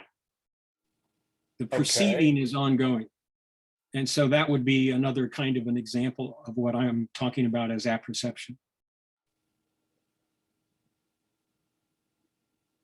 All right. I mean, I don't have any troubles with the phenomenon that you're talking about, but I'm curious about why that gets called apperception rather than just perceiving, since perceiving is ongoing. Well, I wanted to emphasize the constructivist aspect of it. You are constructing situation knowledge. You, in addition, well, you are interacting with the world. That's the perceiving. but you are interacting with the world in support of this constructive process. And so I needed something, some way of talking about the constructive process. Why not call it the perceiving? Well, it depends on how you break it out. You could call it the perceiving, but then you need yet another word to talk about the interactive process. Yeah, because the perception would have the contact, whereas the apperception uses the contact. So if you called it perceiving, you'd still need to make a distinction. Yeah, I that's guess. right. Is that the basis? All right. I'm sorry, I was just puzzled, but that helps me some, and thanks, Jed. Sure. I'm getting lucky. Usually You're gonna pass your orals again. Yeah, right. Usually I give my interpretation and Mark's like, no, that's not what I mean. All right. Okay, because Not really, Jed. Okay, if that works, then we can move on to Richard wanted to say something again, and then we'll hit Philip. Thank you. A quick comment on Jed, Ken's question. It's 20 years since I've read him, but I've got a faint memory that Husserl uses apperception somewhat in the sense that Mark is. So if that memory's right, he's not being quite as idiosyncratic as you might be finding him, Ken. That was just a comment. I wanted to come back to Ite's worry. It's one thing to say that to go hunting for what category of being might be fundamental. It doesn't follow that there's a single thing. I mean, there's no implication from in anything Marx says that would imply that the quantum field has to be a single field that occupies the whole universe, for example. But I wondered whether part of the puzzle that Ite is being bugged by is that you think of processes as a flow, then it's a flow of something. You know, a river is a flow of water. Electricity is a flow of passing on of energy from one electron to another down a wire. So that there's something that flows as well as just, as it were, the pure flow itself.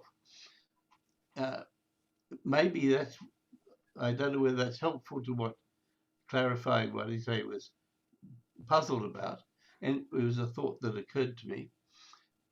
And if that's something right, then, and this is a question to Mark, would it be right to say that in quantum field theory, the quanta are excitations of a field of energy, that, as it were, the flow that's going on is simply the flow of energy?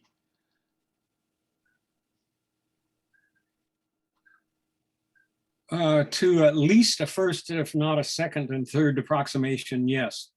I mean, energy, if you get real technical about energy, energy is the invariant through time. Yes. So you can get excitations of it, but the excitations have to come from somewhere, unless they are quanta level virtual excitations, in which case they disappear very quickly, but they can still have consequences, as in the Casimir effect. But yeah, no, I think as a first approximation, that's quite right. Good. I mean, I say first approximation because you don't get a temporal dimension as a special dimension, even in special relativity, and certainly not in general relativity. So you have to modify that.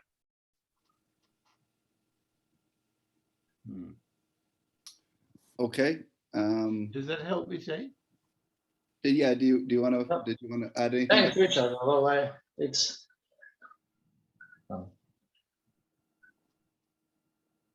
the question remain, of course, if this is a final description. I mean, you know, it's a question of to what extent science describe the inner reality of that sort of thing, right? And what do we mean by? I mean, you know that even though it's called emptiness, that vacuum is also a plenum, right? So the reality there is a bit more tricky and mysterious, I would say. But I definitely appreciate the line you were, you know, that line of explanation. All right, Phil, do you want to jump in? So speaking of Gibsonians and construction, there was a paper that was like the featured article for constructivist foundations written by Claudia Carello and a couple of CESPA grad students called "There Are No Constructivist Foundations." So constructive or construction or constructivism, these are all big time scare words in the world of ecological psychology, partially because I think they haven't updated their understanding of the concepts since, you know, the computer vision of the 60s, or the, you know, the old geon theory or geome or whatever it was, you know, constructivist theories of perception. How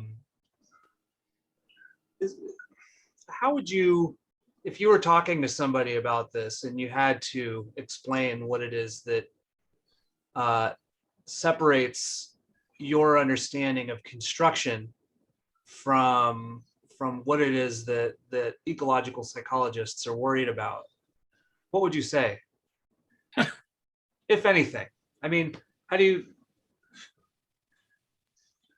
Well, ecological psychologists are all over the place. So it's hard to say what I would say, because it would depend on the person I was talking with. But I think you're right. The whole notion of construction is too internal. It's too mental. The examples that people think of tend to be computer computational forms of construction, rather than some sort of process-based or action-based emergent constructivism. But how to get into that with a particular person will depend on the framework that particular person is using. And so I don't know. In this interaction in Warsaw with Sean Gallagher, he gave a talk and I asked the question, he had acknowledged that affordances can branch. And I asked the question of, well, can those affordances or indicate, I forget exactly his vocabulary, could an animal be wrong about it? Could an animal act in terms of a conceivable or potential affordance that turns out to not actually be an affordance? It's not there. Is it facted? Or could you in fact be wrong? And he sort of said, well, yeah, but I'd prefer to talk about it in some other way, and so on and so on. And then I said, well, could it iterate? So could one yield the other? And he said, oh, that starts sounding too much like representation. And I said, well, I didn't use the word representation, you did. I'm just asking about how complex the organization of these could be. And that was the end of that simple interaction. And then later I gave my talk and I sort of addressed this issue of part of Gallagher's position is that the language of representing is just confused and we'd be best to just abandon it. And I acknowledged that it was confused and I said, what I want to offer is a way of unconfusing it to some extent. And so I gave, you know, some version of the model of representing. And at the end of it, he said something like, well, that sounds like a project that might be worth pursuing. So I don't know if he's done anything with that since then, but he dropped his objection at that point. Whether he's thought of a new objection, I don't know. But the point there being that for him, the entree into suggesting that there's something going on of importance was via the notion of affordance branching. He was willing to grant that much power, but he got real hesitant about those branching affordances potentially being indicated wrongly. And then he got even more cautious about the possibility of their forming webs. So I don't know how I would attempt to address any particular eco-psychologist, because they come from very different frameworks. Yeah. Well, how would you differentiate that kind of old school constructivism of the I don't know, the perceptual variety, I guess, from say your variation and selection constructivism? Well, you can get a certain realization of something like variation and selection even within an encoding framework. Yeah. You can have some strings of values of variables, and those I mean, in artificial life, they do this all the time. Right. Where those variables correspond to some aspect of an artificial creature, and the artificial creatures are subjected to some sort of selection pressure, and then the survivors, or at least the best survivors, this can happen in various ways, are selected, and variations are introduced into their quote genome unquote. And then you do it again, and after thousands of iterations of this, you get, you know, potentially interesting stuff. Interesting, not necessarily to mean that they've accomplished what they claim to have accomplished, but, you know, interesting in that this kind of a process can generate that. But it's still built on encodings. It's still built on computational models. It's still built on non-normativity. It's still built on no emergence, except in a very limited sense of emergence. There's no emergent representation in particular. It's all encoding. So which of those differences I would take to be the most important to bring up, again, would depend on who I was trying to talk to. I see. So once you throw out encodingism, then the problem with constructivism isn't nearly as problematic. Right. Yeah, I mean, I personally feel, I think the biggest the contrast with classic cognitive science, where you make inferences based on your sensations, and that requires memory of representations, and that's, you know, Gibson's problem.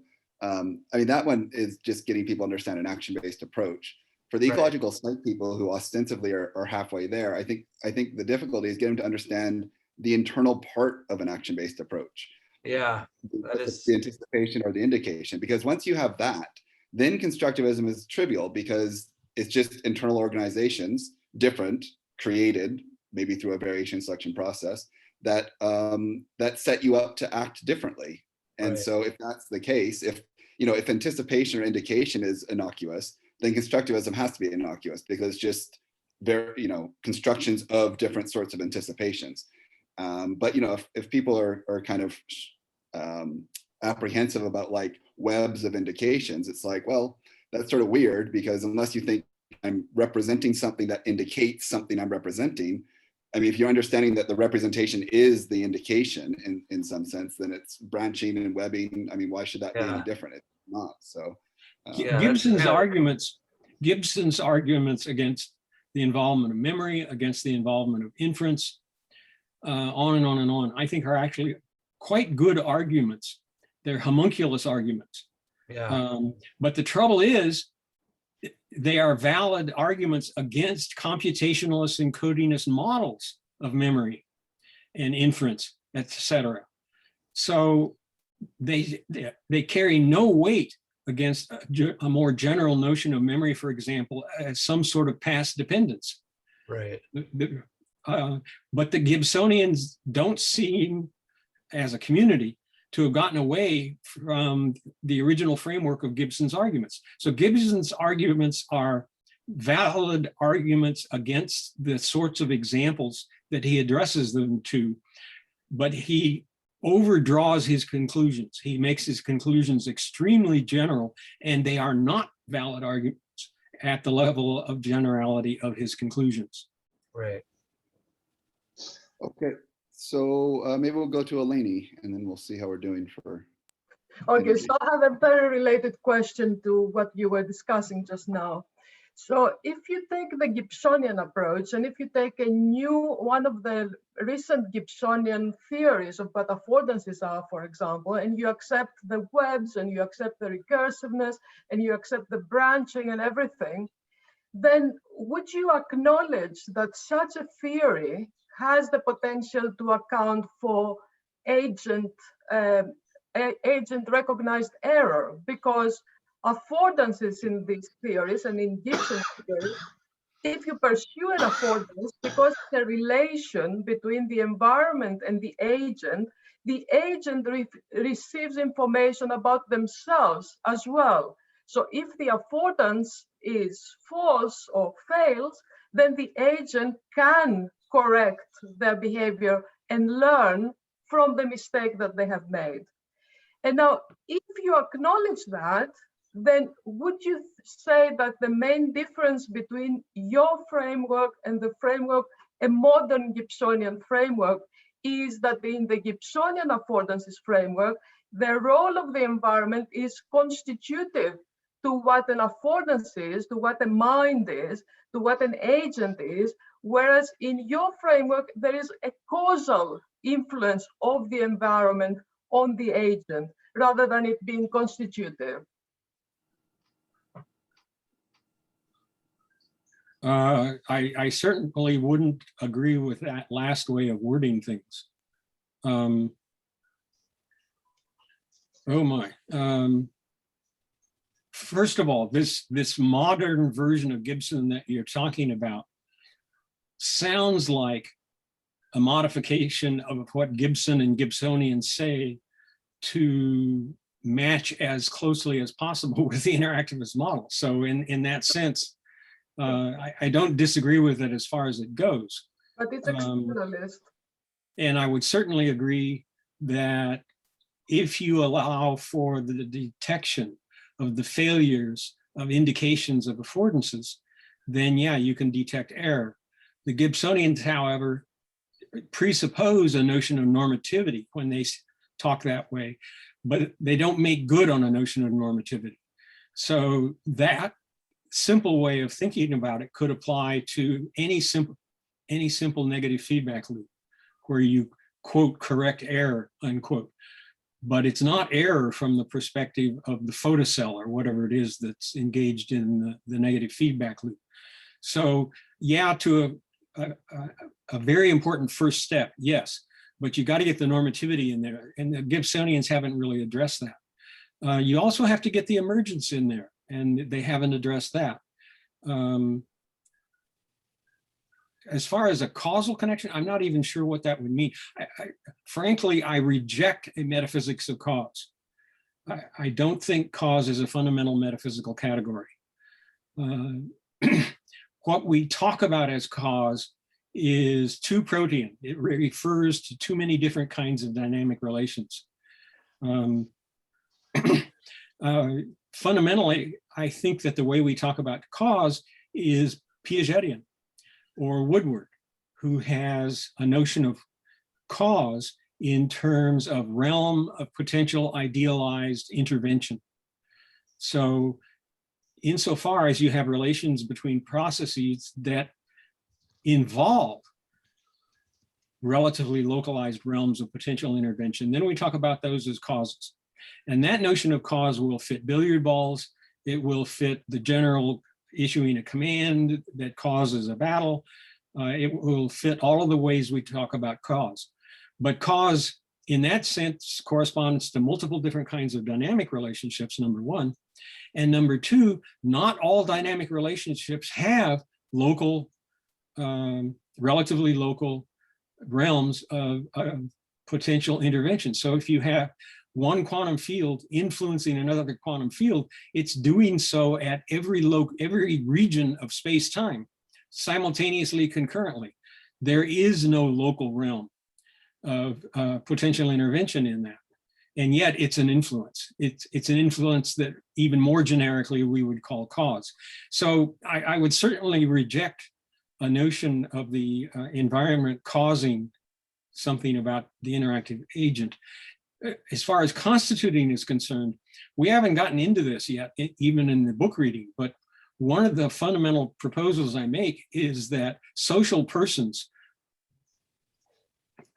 social personhood, if you want to think of it that way, is its own level of emergence beyond the more strictly psychological process phenomena that we talk about, of learning emotions and so on and so on and so on.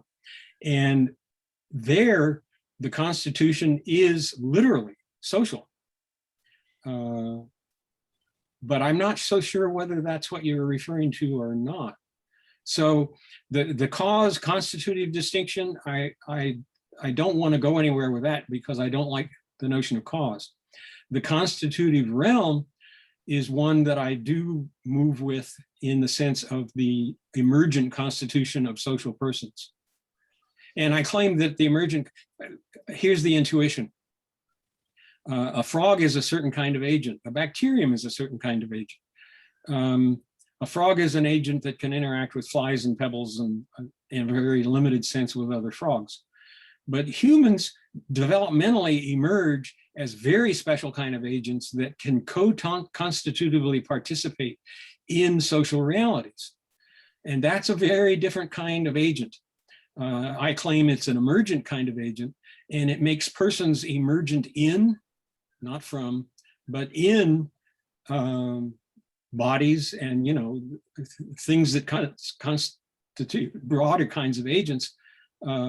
But it is an emergent constitution relationship. So I don't know if that captures more of what you were wanting to talk about or not.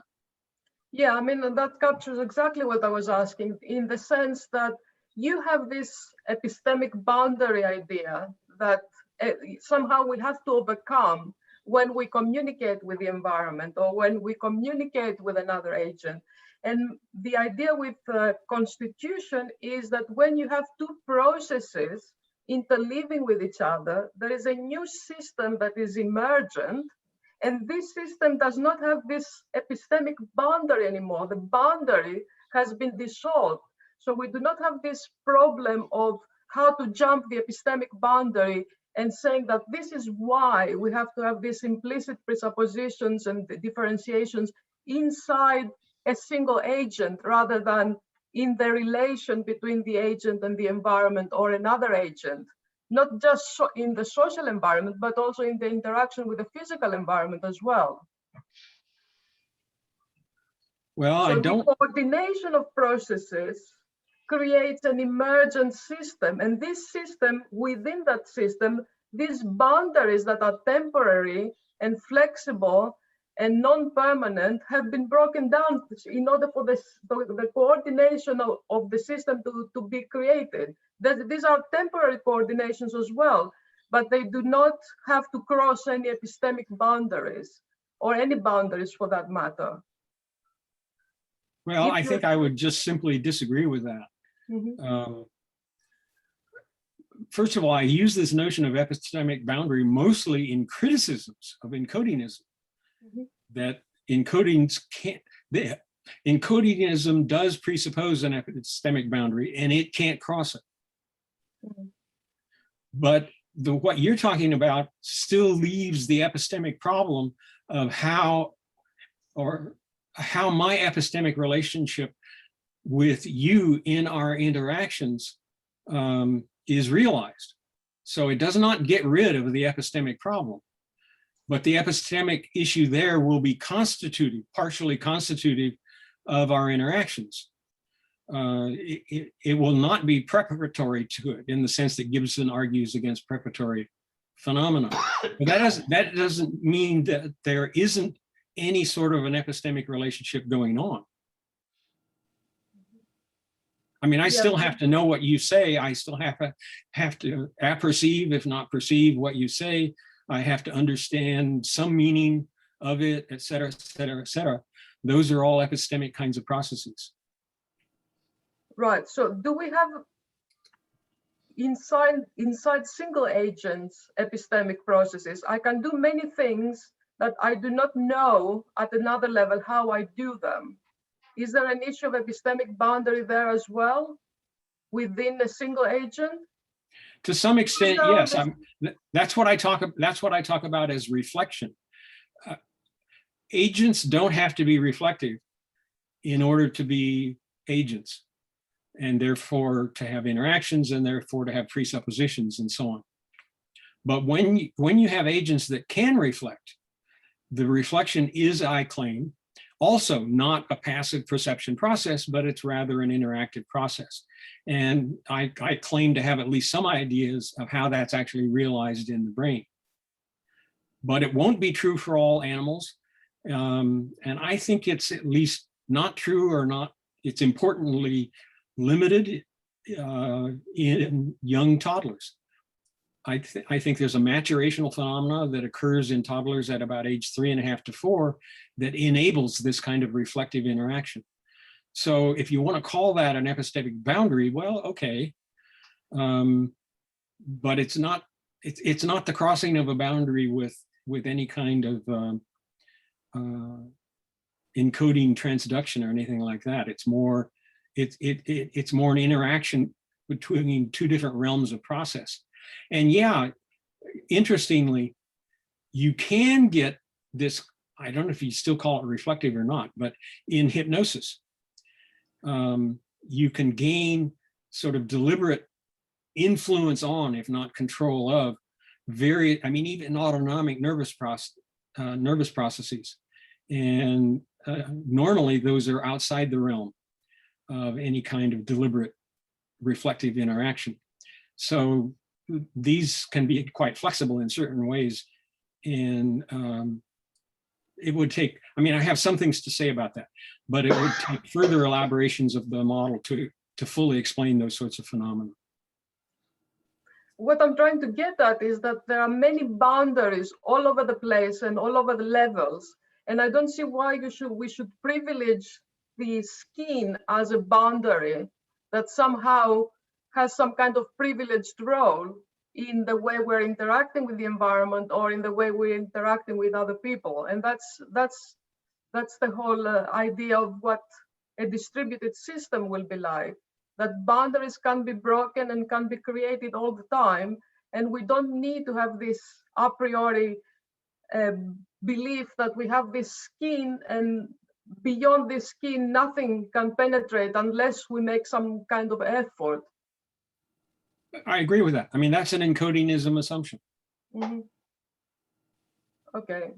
Then a framework that takes, as you said, everything that you say about differentiations, implicit presuppositions, representations, and take it outside in the relation of the agent with the environment would not be necessarily opposite to what you want to accept. It depends on what you mean by take outside. As I mentioned before, you don't get rid of epistemic relationships by moving to a unit of the full interactive processes. There are going, in fact, to be new emergent properties in those full interactive processes. That's for sure. But they will be built out of, they will be emergent in, they will be realized in processes that are constitutive of that interaction in the first place. And some of those will be epistemic. They will be epistemic in the sense that they involve anticipations and contact and so on and so on. So yeah, you get new things, you get important things by moving to those more general interactive levels of analysis. But that doesn't get rid of epistemic issues. Okay, thank you. Ken, did you want to? Two things, I think, just to help, I hope, round these things out. One is about causation. Plainly, one thing you're going to say is that talking about causation isn't going to help us with the normative issues. But it occurred to me that part of what you want to say about interactionism and all the various kinds of interactionism is that saying that any of it is causal just isn't informative. We need to know what specific kinds of interactions are going on, right? So that, okay, they're causal, right? My in the air right now is causal. That doesn't help us understand that we're communicating. The other one, though, you mentioned at the end again of reflection, leads me back to the question I really wanted to ask about apperception. Because, of course, in philosophy, with Leibniz, Kant, apperception is reflective. And so you're using the term differently than that. That doesn't bother me. I just want to understand how you understand the relation between what you're calling apperception and what you consider to be reflective in these cognitive circumstances. Well, the reflective process is an internal version of the agent environment process. And insofar as that's the case, it also is not a sensation to perception process at all. It's an interactive process, and it will involve its own apperceptive processes.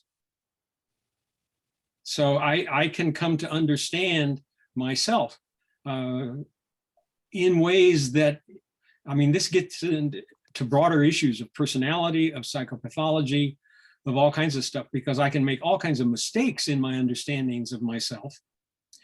I can make all kinds of mistakes in the construction of myself early on, even before reflection.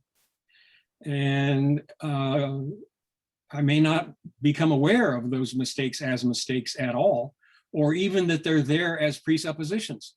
And how that can happen, why it can be so stable is another issue that's addressed in the last half of the book. Personality, psychopathology. One of the fundamental problems of psychopathology is its stability. If it's supposed to be dysfunctional, why don't we just all learn our way out of it? And matter of fact, I end up defining psychopathology as a kind of stuckness, a dynamic that prevents us from learning our way out of it, and offer a model of what that dynamic could be that would prevent us from learning our way out of it, and so on and so on. So yeah, this all gets elaborated in lots of further directions that we haven't looked at yet. Mark, I just want to follow up. Sorry, go ahead, Ken. No. Oh. I just want to follow up on Lainey, because that's talking about the difference between affordance and anticipation. I guess one difference is the contact content, which you highlighted before. And so it got me wondering, what are the relevant normativities, if any, of contact? So the relevant normativity of content of anticipation is the truth value or the aboutness in terms of the implicit presupposition. Are there relevant normativities or normativity to contact? Yes, because contact is also functional. Right. And so it can fail if it simply screws up and doesn't in fact succeed in differentiating anything at all. So if it's just got chaotic random processes in it, that could conceivably be functional for something else, because you might want to be unpredictable or whatever it might be, but it will be dysfunctional for the purpose of differentiation. Yeah, okay, so not only is there the distinction between contact and content, but there's normativities beyond truth value that can be an error.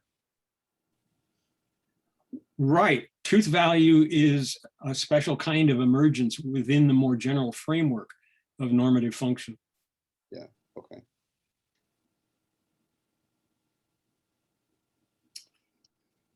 All right, does anyone want one last one? Or shall we all go eat dinner, breakfast, lunch, go to bed?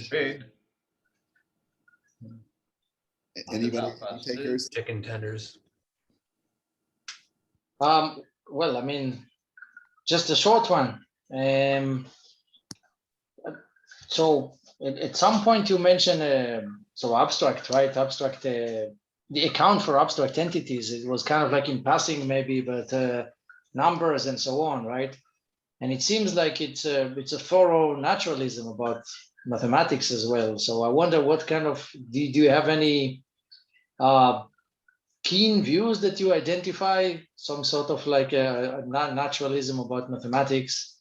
Because, you know, I mean, maybe something like Sanders McLean, who starts with operations, right? Like counting and measuring and so on, and then goes to more abstract operations gradually. Is that the kind of thing that's similar to the vision you have about, if you were to go like developing more of this kind of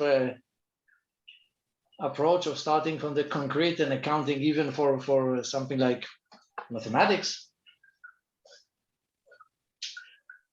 Well, yes and no. What you're calling naturalism there, I think, is pointing to some real processes and perhaps important processes, but they are processes that constrain a constructivist learning. They are not processes that constitute resources out of which those constructions take place. So the model of mathematics that is closest to mine, this in fact is developed in the later part of the book, is Shapiro's structuralism. And it's built on implicit definition. And since implicit definition in a dynamic sense is already the fundamental epistemic relationship, it fits very well with an implicit definitional approach to mathematics. So it's not a naturalism in the classical sense, because a naturalism in the classical sense is a straightforward denotational encodingism from which we then generalize. And no, flat wrong, not only wrong, but impossible. But a naturalism in the sense that, yeah, our encounters with the world can help shape and form our emergent constructions of further implicit definitions, yes. But A, they are further constructions, and B, they relate to things via implicit definition. So there's several versions of this, Hellman, Shapiro, etc. I find myself most in agreement with Shapiro, but the book also talks about a sense in which I claim to be in some disagreement with Shapiro as well. So this is probably not the time to get into that. It gets fairly technical. Yeah, I'm wondering if Itai asks his students short essay questions for the exam. So why don't we wrap up here then? Mark, thank you very much for the talk, and everybody for the discussion. This was lovely.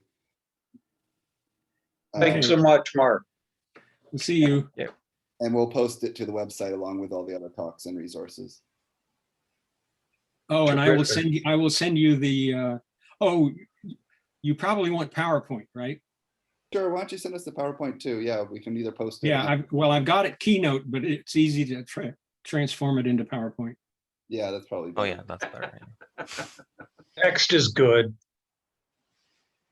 Oh, well, yeah, right. Okay, we'll see You you. can also just save it as a PDF. Right. Oh, well, I could